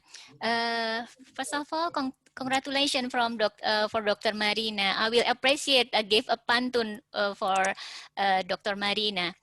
Indah bulan kalahkan permata, sangat cerah terang sinarnya. Presentasi Dr. Marina luar biasa, bertambah pengetahuan folklore Nusantara. Yeah. Thank you. To the book. Yeah, because you said pantun, so I make pantun for you. I will because you do great job. Yeah. Yes, pantun is outdated. Yeah. Yeah, thank you. Dr. Marina, I will add it a little. You said about Nyiroro Kidul. Nyiroro Kidul is the rule or the sultancy in Java. We believe, or maybe Javanese people believe, every king in Java married with her. Yeah, maybe you can add a little about Nyiroro Kidul. And a second, you said about a shadow puppet. Is it Punokawan? But you just mentioned Semar and Petruk, because as we know, Punokawan is Semar, Petro, Gareng, and Bagong. So I think it's better you mention of four for Punokawan, for character in Punokawan. Yeah. There are 4 of them, and also Togok Tampilung. Yeah, from the side, but I just couldn't get interpretation. There is more. I'll show you. There is more. Yeah. Thank you so much. Yeah, I'm waiting your a great book. Maybe if you interested in, you can publish, or we can make a collaboration in writing about Indonesian culture as like we do. Yeah, thank you. Like already do. Yeah. Thank you. Thank you, Nadera. Go You're on. welcome. Spasiba. Thank you, Dr. Yulianeta, for your question. And I can see some questions. Yeah, Alvin Servania is raising his hand. Yes, please. Will you be able to voice your question, Alvin? Hi, Mm-hmm. good afternoon. Good afternoon from the Philippines. Right. Thank you so much, Dr. Flova, for a very engaging presentation. I understand that this output is bifocal, it's critical and pedagogical. Therefore, my questions go for this. So the first part on the critical side, we understand that it is structural. It's coming from the structuralist point of view. And you've mentioned Vladimir Prof already. But we also understand that in structuralism, we have the schools of thought coming from Levi Strauss, coming from Northrop Frye. So I'm just curious, what findings did you have as regards Indonesian folklores abrogating or subverting these Western structural categories? That's my first question. Second question is on the pedagogical side. How much of anticipation does your learning outcome or learning outputs, lesson guides, have with regard to the pandemic, COVID-19 pandemic? Thank you. Okay, thank you for your questions. Unfortunately, I couldn't quite hear them right because of some signal problems, but I get that the first question was about other structuralists and other theory. Yeah, I used, well, yeah, beside Prof, I also used Levi-Strauss and Alan Dundas. I like this prominent American folklorists very much, and also others, of course. Now I just couldn't get, like I told in the beginning, all the references make a large number, so I couldn't put everyone and every work into my presentation. Yeah, of course. Yeah, structuralists works for me. It's my favorite approach to analyze things, analyze folklore. I like to collect, divide, observe, and put into categories as well. So I don't see any problem for me with that. And the second question of you was about pandemic and learning process, right? Well, a year ago, we went online. So we worked from home. We taught language and other subjects online. Well, I do not think that my lectures been affected by pandemic, because if you give a lecture online, it's much better than you teach a language online. That's it. Well, sorry if I couldn't get your questions right, but it was some technical problems with the signal, and your voice was quite interrupted. Thank you. Oh, it's fine. Thank you. Thank you so much. Yeah. And we have another question from one of our previous speakers, Irene Andal, in the chat box. Thank you for your work, Dr. Marina Frolova. Question: on comedies, could you please comment on how the concept of humor unfolds in Indonesian materials? What style of comedy are commonly found in such materials? Slapstick, dark humor, dry humor, physical comedy, or some other? Thank you. Okay, thank you, Irene. You had also a brilliant presentation yesterday. Well, the topic of humor and laughter is huge. So I just touched, remember, it just lectures. So it's just not the full course. I just couldn't scope everything. So it just, you know, I give a hint about this, I give a hint about that. And then if a student is interested in, he'll go and dig deeper, so to say. Well, laughter in fairy tales, well, in my material, it's connected with these trickster tales, tales about fools like Sikabayan, a famous Sundanese trickster, and other, so to say, unfortunate and at the same time fortunate characters. Well, laughter is closely connected to some domestic misunderstanding, playing of words too. And then if we go to a subsection about jokes, I analyzed jokes which repeat the structure of a riddle, of a traditional riddle. Only 2 lines, and first line is like a tricky question, but the second line is the answer to this kind of tricky question, but it's funny because it's based on the play of words. So that's it. And also the clown figures, famous Punakawans from the Wayang, also contain this laughter theme very much, but it's also the part of bigger things. So these clown figures are more like Javanese gatekeepers, yeah, so to say. So it's not only the topic of laughter and this slapstick in performances and other further interpretations of wayang, even in modern comedies. Maybe it's not very seen, but if you just go deeper, you can tell, oh, these 2 guys are Punakawans. Like their region is from that. Irene, thanks you for your answer. It's taken. Thank you very much. Do we have any other questions to Dr. One small question. Yes, Dr. Okay, thank you. Dr. Marina, thank you very much. It was a really very interesting presentation. I just wonder, are you going to look at the mythology also as a part of historical tradition? Yeah, are you going to try to interpret how the historical reality reflected in mythological plots and mythos as a whole? Because sometimes you can find the origin of the mythos, of course, in some historical events, or also very interesting approach to my mind, if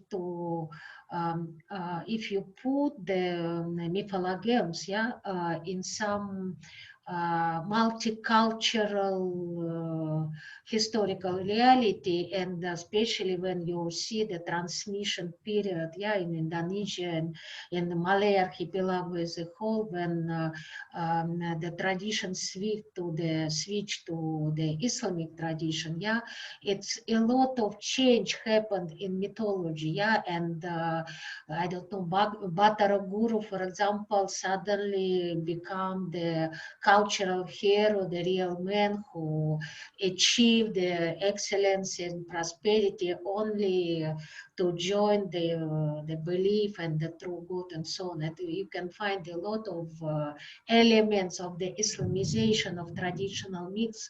And I think it is very interesting also from the point of view of the civilizational and cultural development of this our region. Are you going to do something like this? Thank you. Thank you for your question, Dr. Tatiana. Well, you guessed it right. So of course, I'm going to talk about mythology in the historical way, but a little bit later. So it's myths are discussed in this folklore part. And when we start to learn about literature and traditions, local traditions, Javanese and so on. And in this part of the course of lectures, included in more literary part of them, yeah, we talk, of course, about, like Dr. Kareva also said, ancestry, birth of heroes and of rulers, and how they are connected to mythological figures. But it's a little bit later in the course. So maybe I need to emphasize more the Islamization in this, in this folkloristic lectures, yes, but the main topic is held when we discuss things like Babat Tanah Jawi and so on. So a lot of things which are connected more with history, actually, not only with how people originated from bamboo and so on. Thank you. Thank you. Thank you. Very much, Dr. Frolov. I would say that Marina is a real gem to our institute and to the whole university, I would say, as a specialist of the Indonesian and Nusantara folklore. And we really appreciate the huge work that she's been doing. Do we have some other questions for our speaker? Maybe we should proceed then to our next very interesting report. And I'm giving the floor to Professor Tatiana Denisova. She's representing two universities, CASIS UTM Malaya and Institute of Oriental Studies of Russian Academy of Sciences. Please, Dr. Tatiana Denisova, you are welcome. Could you please switch on your microphone?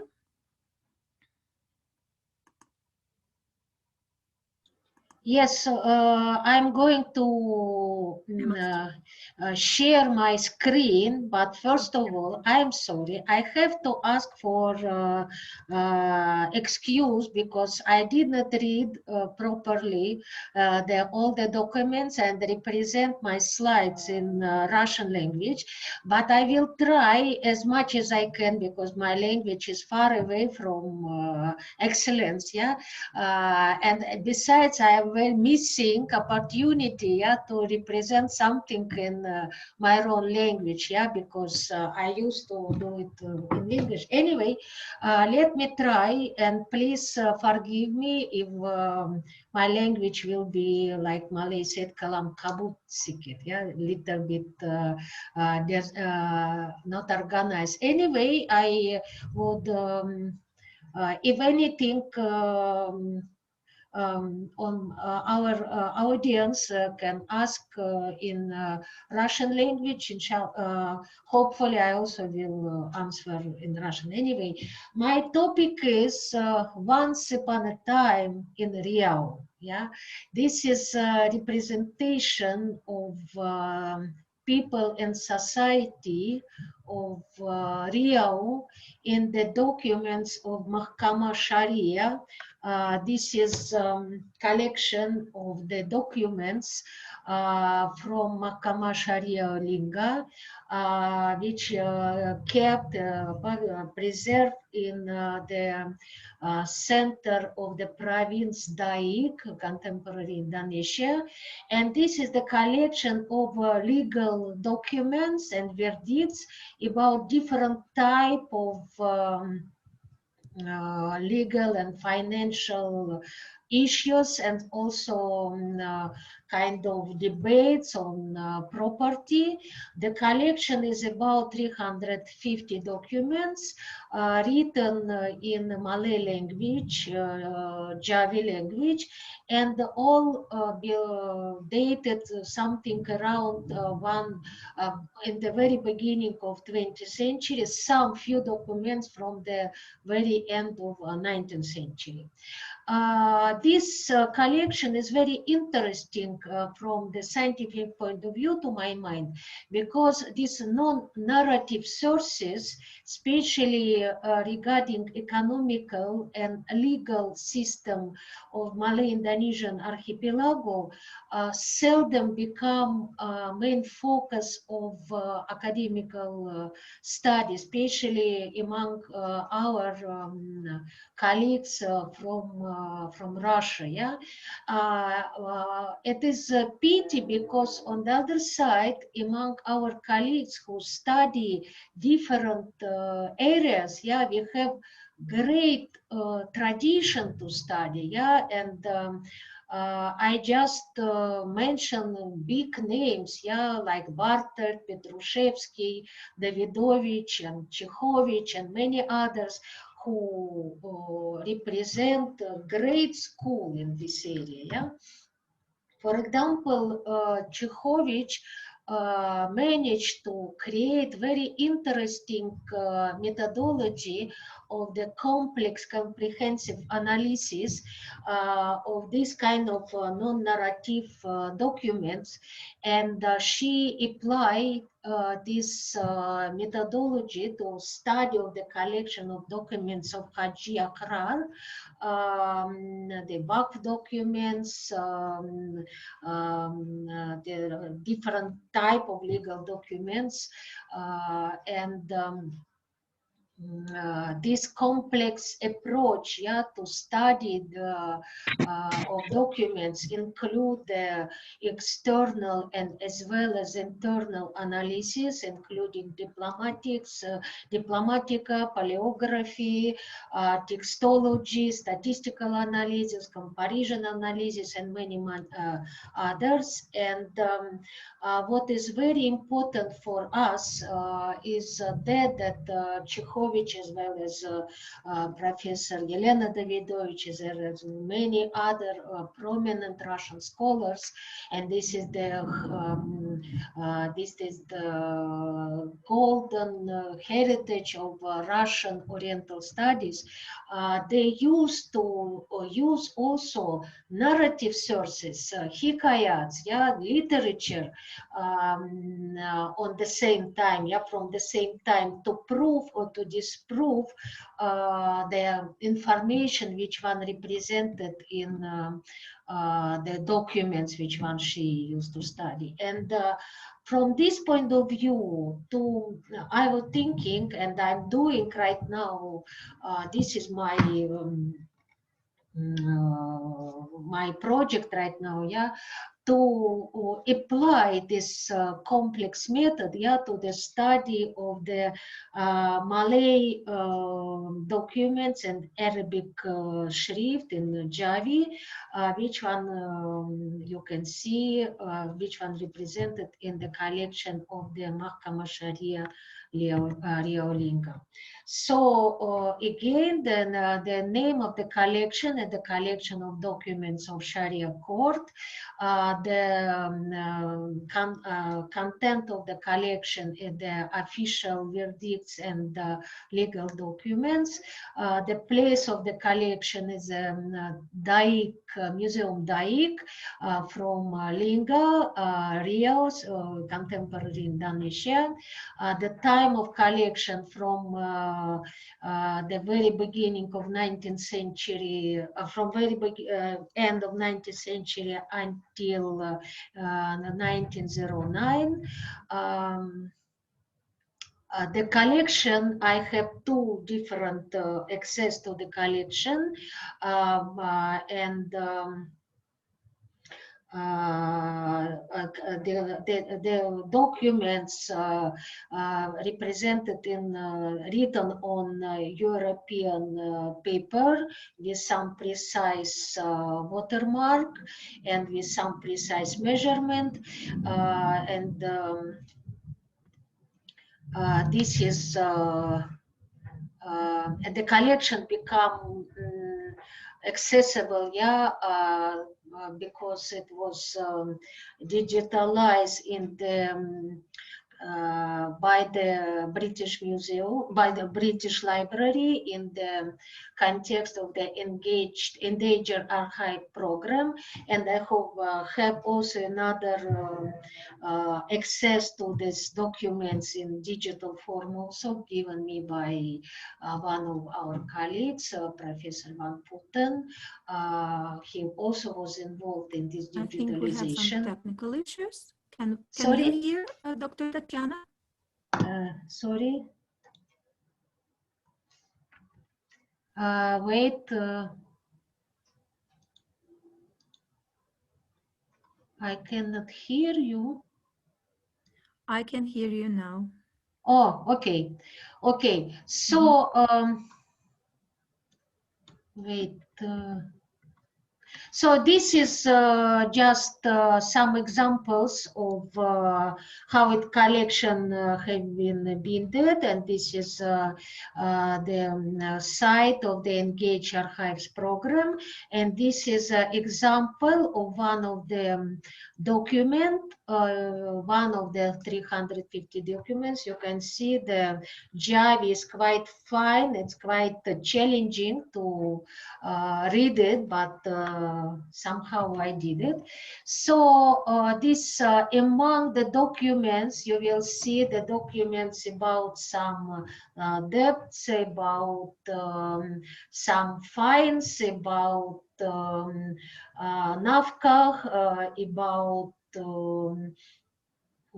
some clashes about the property and so on. Yeah, about if somebody did steal the property. It is very funny, and I will show you one of the example of documents which one I represent today. That is kind of a case about how one guy steal the bride from other guy. Yeah, it is very interesting actually. So from this slide you can see, I'm again sorry it is in Russian, that the content and the list of subject of this legal service, yeah, is very wide. Yeah, and you can see that Mahkama Sharia have deal not only for with some religious issues, yeah, but cover all social and administrative issues which one can find in this region. From the point of view of diplomacy or diplomatica, from the format of documents, you will see that each document will have some date, will have some special formulas how to represent, how to represent your case to the Sultan and the high level people. It will be explanation of the reason of the cases. It will be detailed story about concrete cases. It will be a list of all the part and sides which one involved in the case. It will be very interesting formulation of the decision, yeah, of the verdict of the court, and some final clausule which one will include the signing and stamp or jobs of the court and the panel of the court. And already from the very beginning of study, you can see that these documents represent the fact that legal practice of the Mahkama court in the Linga covers, of course, not only, like I said, religious issues, but very wide spectrum of the social and economical issue.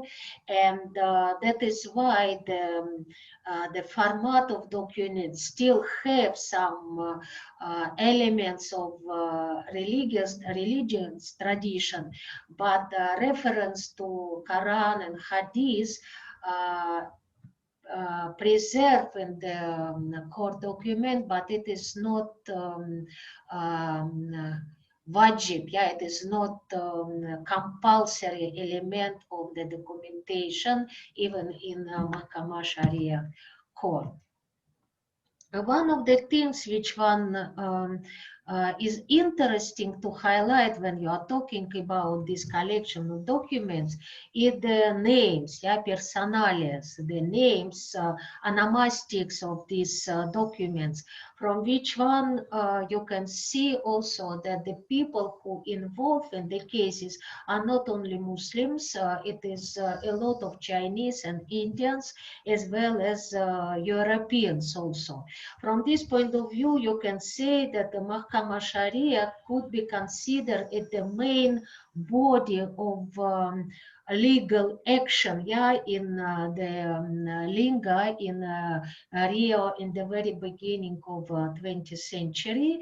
And the analysis of these documents can help you to understand the main field of the activities of different part of population, yeah, in Riolingo. For example, Chinese more involved in some financial cases. Malays will more involved in some cases which is about dusun, some gardening, some property issue, some criminal stories, and so on. And European will be more involved in the cases which is about debt, yeah, about if somebody borrow money and didn't pay in time. So this is more or less same.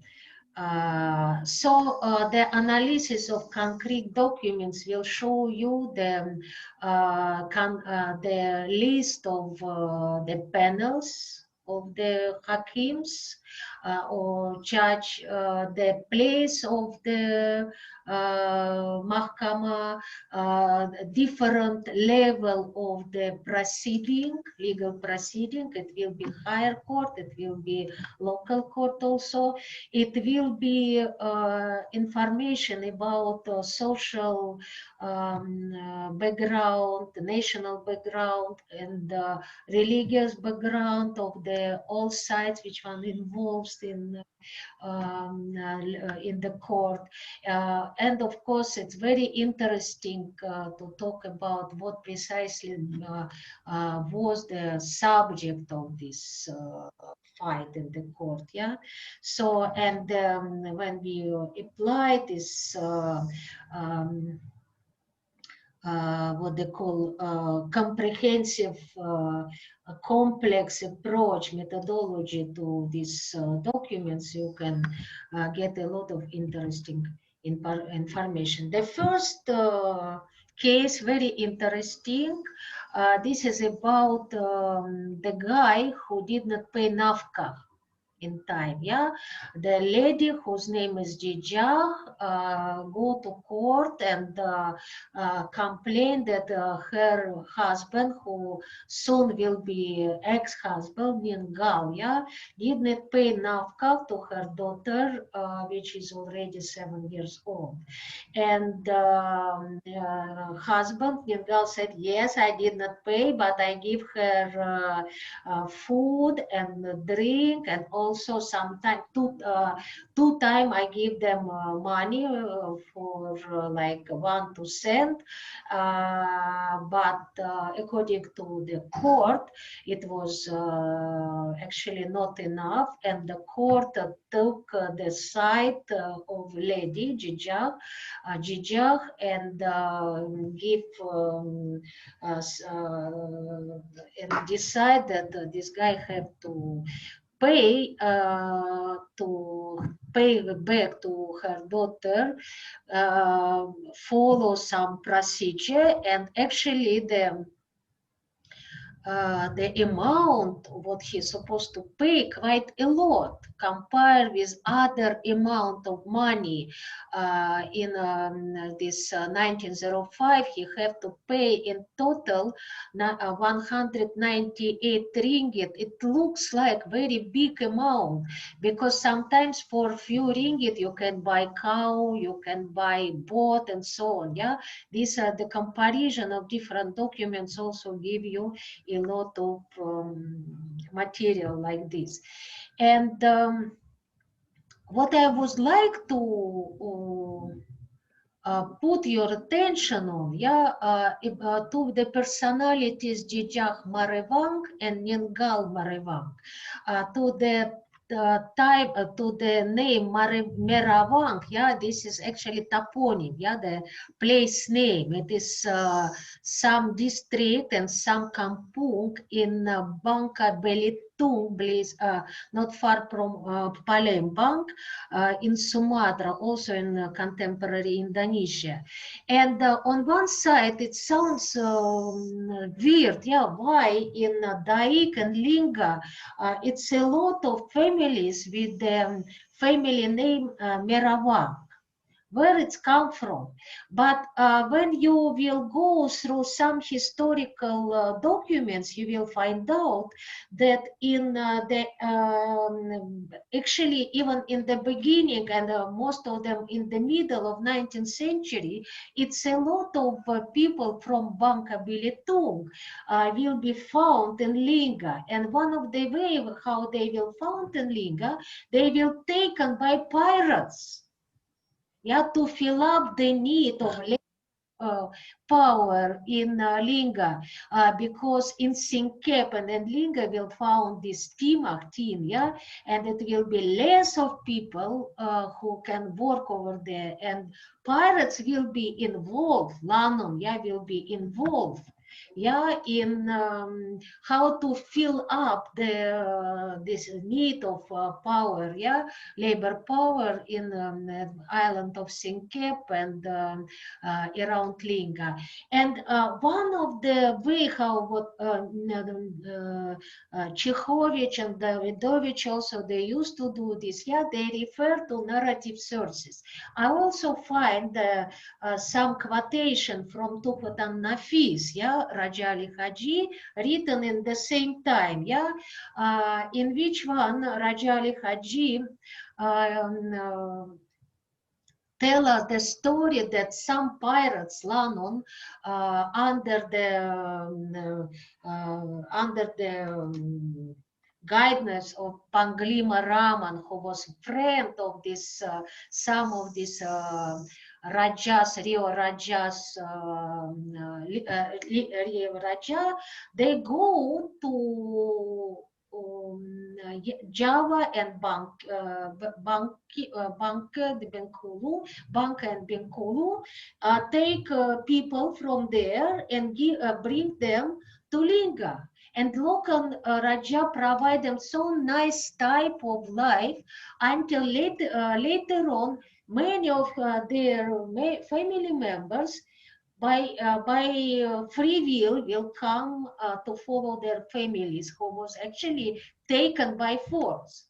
Yeah, but these guys who come already by their own, they have to pay by their own to travel over there. So this is quite interesting elements how the pirates become part of a demographic policy. Yeah, and here you see some pictures of the ancient, these old pirates and Orang Lao, and the last picture representing people who descendant of pirates, yeah, from Bengkulu, Bangka, and also Daik. So this the tradition is quite interesting, and local tradition actually represent pirates not like bad guys, actually, you know, it's quite interesting. And this is a few pictures about this mining of Singkep and Belitung. Yeah, so you can see in Singkep the condition of life looks like much better than in Belitung, but who knows.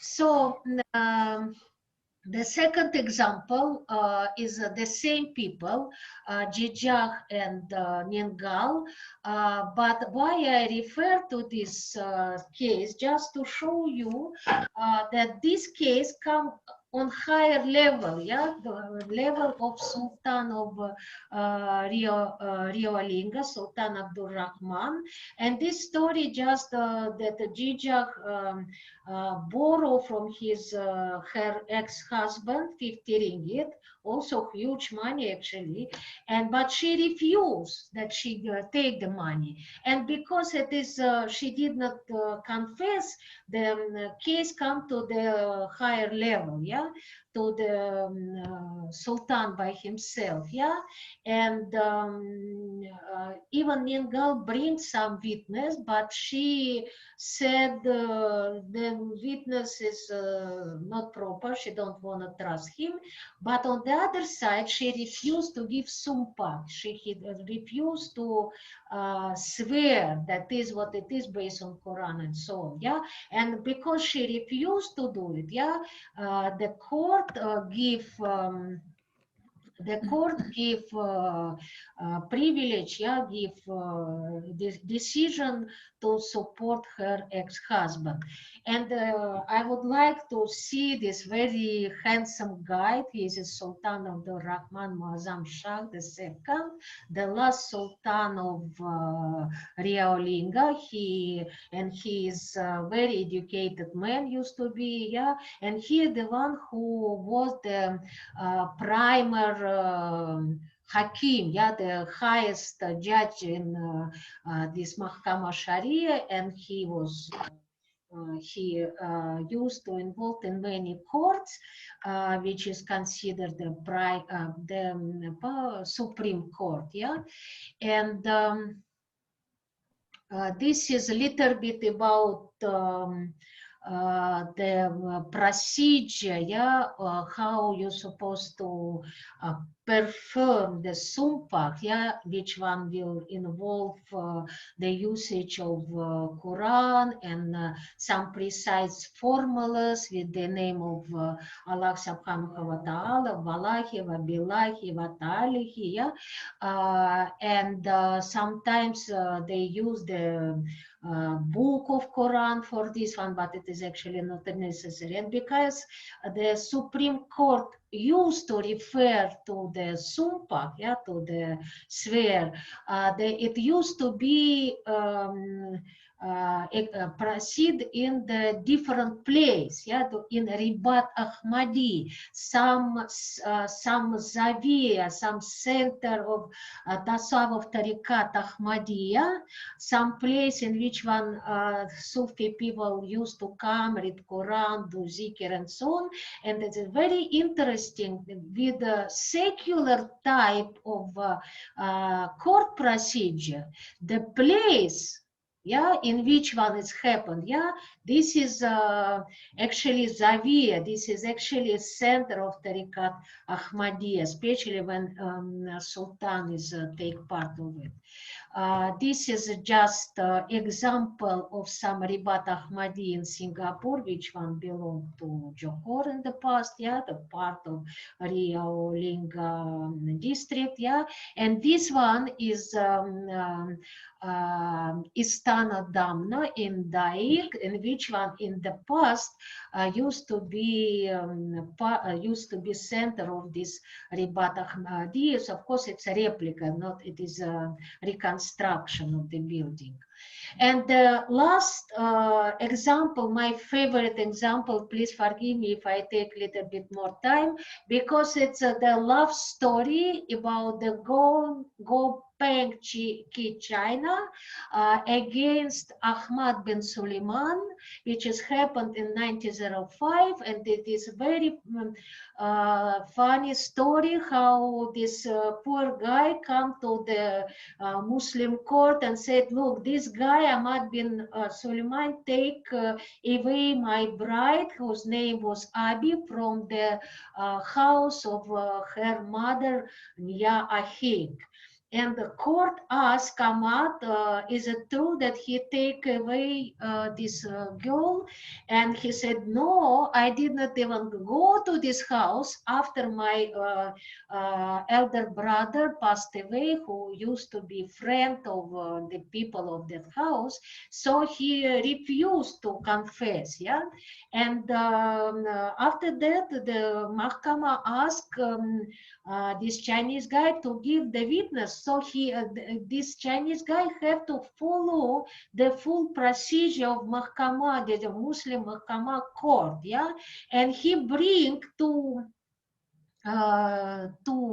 what they call two witnesses. One said just I saw that they go together, but I saw that she by herself follow him. And very interesting, the second witness, yeah, who is some lady who is staying in the same kampung, Chinese kampung, the neighborhood, and when she saw that somebody going in the house, she started to watch what is going on. You know, this is a traditional behavior, yeah. And she see that this guy stand up in front of this door, and he's knocked the door, and door is opened, and lady come out already with some barang, with some items in her hands, and after that right away they go away together without any force. Yeah, and she was even thinking probably Abi is going to run away from the house, but her mother is very badly sick, and she started to think about it. Yeah, so, and after all consideration, they decide, the Mahkama decide that actually Ahmad is actually did what this Chinese guy complained, but he did not do it by force. It's actually fault of Mahmad and Abi, both of them. But it appears that Abi, this lady, cannot be punished by court, but this court, because he belongs to so-called oral government, the governmental people, and this kind of people, they are out of the legal procedure of Daik, the Mahkama court. And that is why, because they have, both of them have fault, it will be not just if only one guy will be getting the punishment, carry the punishment. And that is how they decide not to put any punishment on them, and just ask the higher person, this Dato Laxmana, to take over the case, and only they prohibit to this guy Ahmad come close to any Chinese house who have young girls inside. This is quite interesting, you know. So to cut the story, this case represents us some kind of everyday life in Kampung China in Daik, and this Kampung China was established in 1857 in the context of some agreement between Sultan Badr Alam Shah II, the heads of Chinese community, and the resident of Dutch resident in Riaulinga. And these heads of Chinese society want to improve, want to get some preference in business and trade, and they ask to be acknowledged as the Rakyat Hindia Belanda, people of Dutch India. And they got this status after in 9 February of 1858, this agreement had been signed in Daik, and from that time some special officer, Dutch officer will be in Daik to take over all the cases about the Chinese in Daik. This is some of them. And this is Nyonya Belanda, some funny pictures about Nyonya Belanda. And one maybe last very interesting things which one you can get from the very roughly analysis of this precisely case, the status of Rakyat government, the people from China and from others part of Johor, which one have been taken by Dutch government for the same reason, to fill up the need of the labor power and these tin mines in Sinkep. Actually, it's quite funny that the both opposite parts of that social life, the pirates and the Dutch government actually behave the same. Do the same thing to fill up the, to solve the demographic problems in Linga of that time, and only in this case, yeah, the Rakyat government, it's very interesting. I actually did not know this, that this part of special people was taken out from the jurisdiction of the local Mahkamah Sharia. Even some of them, many of them are Muslims actually, yeah. So that is just to represent you the new collection of the documents, and this is just very beginning, and I'm continue to do this job, this study, and I hope maybe within 1 or 2 years the book and with all this translation and interpretation and analysis will be ready. That is all. Thank you very much, and sorry again, I make it in Russian language. Thank you. Thank you very much, Dr. Tatiana Denisova. Thank you. It was very interesting and very informative. I will remind to the dear participants that that report was mentioned for the historical section of yesterday, but actually it's interdisciplinary in many aspects, I would say. And that was our last presentation. And I'm giving the floor to Dr. Evgeniya Kukushkina for the closing remarks. Yeah, thank you. But maybe we shall invite, we'll invite our participants first to ask questions to Dr. Tatiana Denisova. I'm sorry. Yeah, I just yeah. Thanks. I'm sorry. Maybe I take too much time. That is why. Okay. In any case, I think there might be some questions. Please, dear colleagues, you are welcome.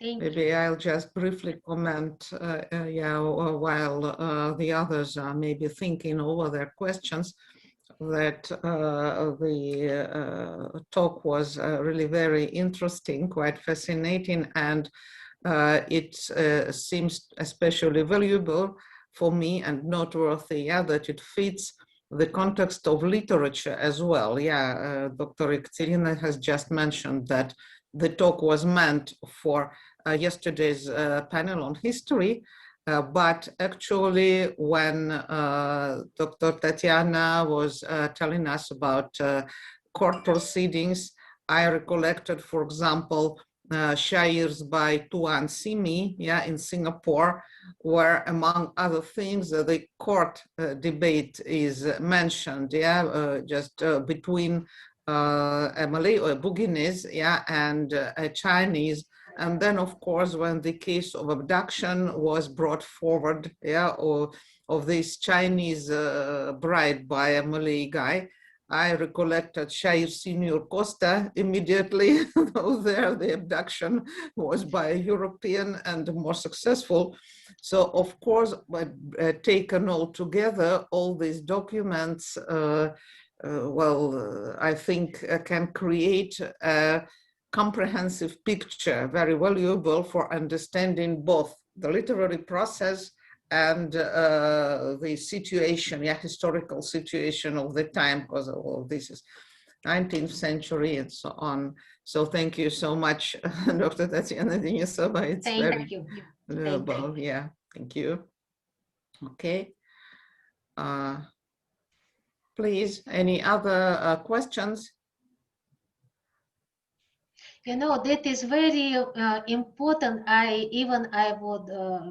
was going to present it among the historians, but I'm quite glad that I have chance to present it in front of my lovely colleagues, all of them. Some of them I didn't see for years, and you know, in within context of this folkloric and literature studies, a reference to the real documents, which one was created not by for some literary reason, yeah, not for something, yeah, but it was just working documents, yeah. It is some kind of a different extreme point of view of the social, political, and cultural reality of Malay Indonesian archipelago in the end of 19th century and the beginning of 20th century. And sometimes when we are reading novels and hikayats or poetry, of course we can guess the real situation in the society, but reference to this kind of documents will help us to reconstruct it maybe more carefully. And for me it is very interesting even the way how they make decision. I have no time here to represent all of these decisions of the court, how they understand the justice, how they formulate the arguments, how they checking the opinions or the testimonies of both sides, yeah, of this legal process. You know, this is really very interesting. And what is very interesting also, that not Western court, yeah, but Muslim courts become the main legal body in this precisely area, and it is not kampung area actually.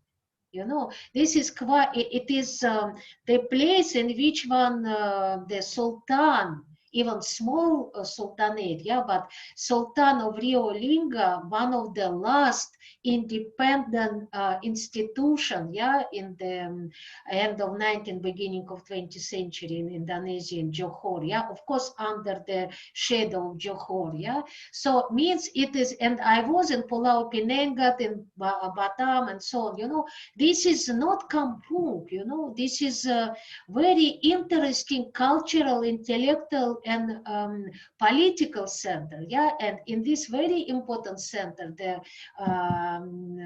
Muslim institution, yeah, somehow, yeah, preserve the function, this very important legal function. Thank you. I'm sorry. Yeah. Thank you so much, Dr. Denisova, for your comments. Was well right, you are. Well, it's just a fascinating topic, and we really hope to hear, yeah, to have you as our participant. We are always happy, and your contribution, be it just in a form of presentations, talks, or in a form of article and so on. Thank you. Dr. Garyaeva has a question. Dr. Garyaeva. It's not a question. I'm provoking Lyubov Garyaeva to ask the question. Well, it is not a question. It's a statement. You know that when we are writing research works, well, sometimes it's a thing which remain important and real and factual for many years. But it happens also that it's not the case, and there are some tendencies in our vision of facts that change with the time, and the works, such works, become old-fashioned. And I want to stress here that the work like this one made by Dr. Tatiana will never be old-fashioned, because it's based on real material. Real material is the things which remains all the time actual, and it is something which it's one thing that can prove statements of future researchers who perhaps have a new eye on the events, historical events, but still these such works as that of Dr. Tatiana may prove their point of view and may show what actually happened, the scale of the of such events, the membership, the members of some historical processes, the points of importance for people of these ancient times. That's why I think that sometimes people say, well, they are studying historical sources, really does it matter for usual readers of works of history? It matters. It is important. It is the base. Without this base, we cannot continue and make our research and develop the knowledge of the countries and cultures and civilizations we are studying. That's all. Thank you. Thank you very much. Thank you. You are totally right. Thank you so much for your comment, Dr. Garayeva. So at this moment, maybe it's just high time to draw conclusions on our literature and folklore panel. And I think that the conclusion, well, can be only one. Yeah, that again, it was very interesting, and we had very valuable contributions, and we must thank all our participants, those who presented their academic results, and those who were asking questions, and those who just listened, because your presence is also so very highly valued. And yeah, we are very, very grateful. And as we have planned, yeah, let us see, because we can just straight slip into our general discussion, because fortunately today we have many participants, including also those who spoke yesterday. I'm happy to say that, well, Professor Adelar, our key speaker, is with us, yeah, and those who participated in linguistic and historical panels are also here. So maybe there are some questions that, well, just there was just no time to ask, or they came into somebody's mind just already when we finished our discussion. So this is just high time to ask this question and to receive answers. And of course, we would be happy to get any comments, just comments on particular contributions or on our workshop in general, because actually we cannot but feel inspired.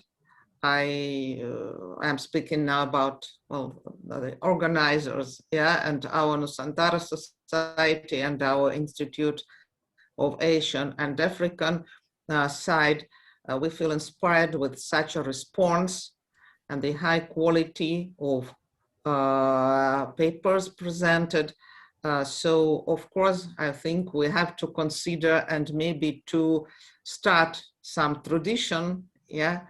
And we will be happy to hear your opinions and your evaluations as well. So please, if any questions or comments, dear colleagues, dear friends, you are most welcome.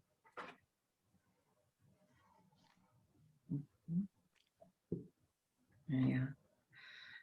So far, I can see there are just expressions of gratitudes, yeah, in our chat box. And Dr. Kutavaya would comment, or maybe. Yeah, yeah. Yes, please switch on your microphone, Elena Alexeyevna. Hello, do you hear me? Okay. Yes. If I could say some words at the end, I would like to thank all the people who did organize this wonderful event. the International Conference of Nusantara workshop. It was a great work, and the main contributors are our organizers, Dr. Kukushkina, Professor Sikorsky, Dr. Pogadayev, Dr. Ekaterina Baklanova. Their work was done brilliantly, greatly. It was a big work. And this work was very fruitful and productive right? for everybody, I think. Thank you so much, and congratulations with this wonderful event. Thank you. Thank you so much, Dr. Kutavaya. And it's especially pleasant to receive such an evaluation, such a response, because you have seen Nusantara Society at work for a long time, and you can compare and you can evaluate. And we also appreciate, well, your appearance yesterday at our historical panel. Yeah, we greatly appreciate it as well. Yeah. Okay. Of course, I understand that we had yesterday we had a discussion for the whole day, yeah, and today, well, it was just also active and fruitful, so everything is probably quite tired, yeah. Professor Sikorsky, did you mean to say something? I see that your mic is on. No, probably not. Okay. I think that maybe just in case, yeah, there is no wish, yeah, or no possibility, yeah, after such an active work, yeah, to discuss something else, and it is very possible that some thoughts will come. Yeah, because our discussions have been most thought-provoking. Just if Professor Sikorsky allows me, as a chairman of our Nusantara Society, again, I just have to thank all of us. Yeah, well, I'm happy to see Professor Adelar again, and I thank him a lot and appreciate greatly his contribution. Again, I just have to repeat that his talk was a true gem, how the jewel, jewel in our, well, crown in our present activity, yeah. Well, and just wishing to all of us the best of health, yeah, and the best of achievements. Yeah, well, I wish everyone to carry on our research successfully, also teaching successfully. Yeah, we can stop at this moment, just again saying that we are very happy seeing each other, listening to each other, and hoping that, well, in say the fullness of time, yeah, and we'll think over when and on what occasion we'll see each other again, yeah, because I think that of course there will be such occasions, yeah. We definitely have to repeat such seminar, even if it won't be dedicated to any occasion. Maybe in a year we could make call for papers or for abstracts and invite different scholars to participate. That would be great. So the online format allows us to be in touch. Yeah, that's keep healthy, yeah, keep healthy. It encourages us.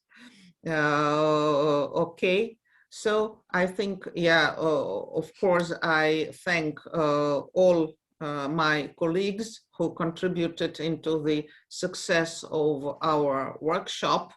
Yeah, our president, Professor Sikorsky, Dr. Viktor Pogadayev, but I think that my colleagues would agree that Dr. Ekaterina Baklanova really deserves a separate mention here, yeah, because her efforts were enormous, I should say, because, well, just not conceptual, but technical contribution, yeah, in preparing this event, well, took, well, I think great tension, yeah, and well, I am very grateful, just like all the other participants. So, thank you very much. yeah, yeah, Dr. Tatiana Denisova, I see your hand.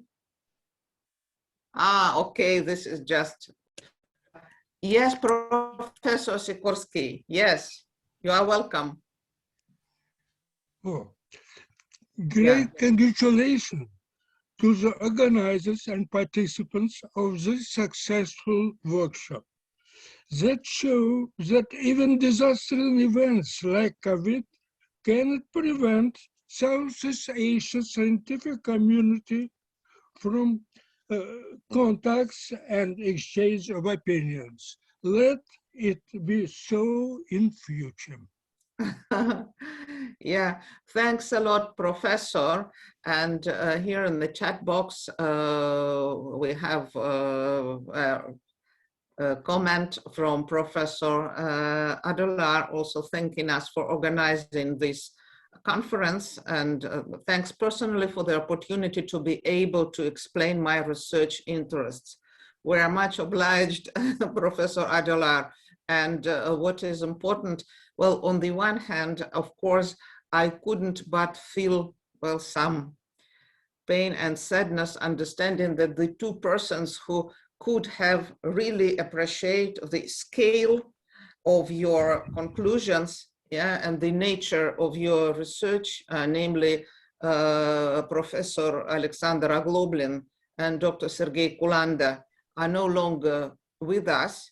Yeah, but by the way, it was Sergei Kulanda who introduced me to some to your works. Yeah, when I was with him at University Malaya, and I used them when preparing a course. Yeah, so I cannot say that. Well, I have no idea, yeah, of your contributions, but of course, what you have summed up recently impresses greatly, and I really hope to, well, we really hope to have you with us in future.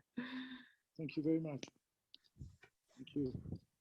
Yeah, yeah, thank you. Yeah. I think our colleagues, Professor Sasha Ogloblin and Kulanda, they are still with us when we read their works and quote them and integrate their ideas in our research. I feel that way all the time.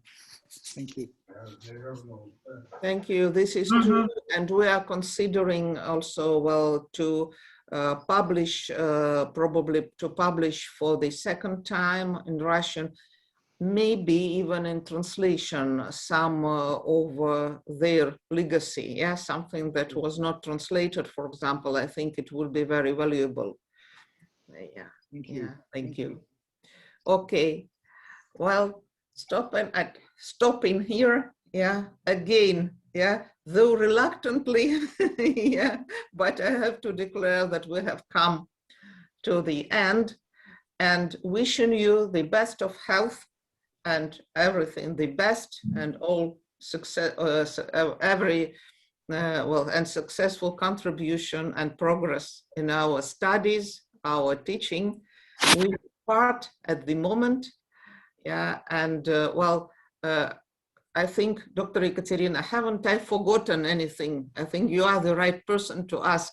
Absolutely. So far, no. Yeah, so far, no. Okay, then all the best. Yeah, and cordial wishes. Yeah, thank you. Thank you, Dr. Kukushkina. Thank you. Thank you. Dr. Ekaterina, Marina. Yeah, thank you. Thank you.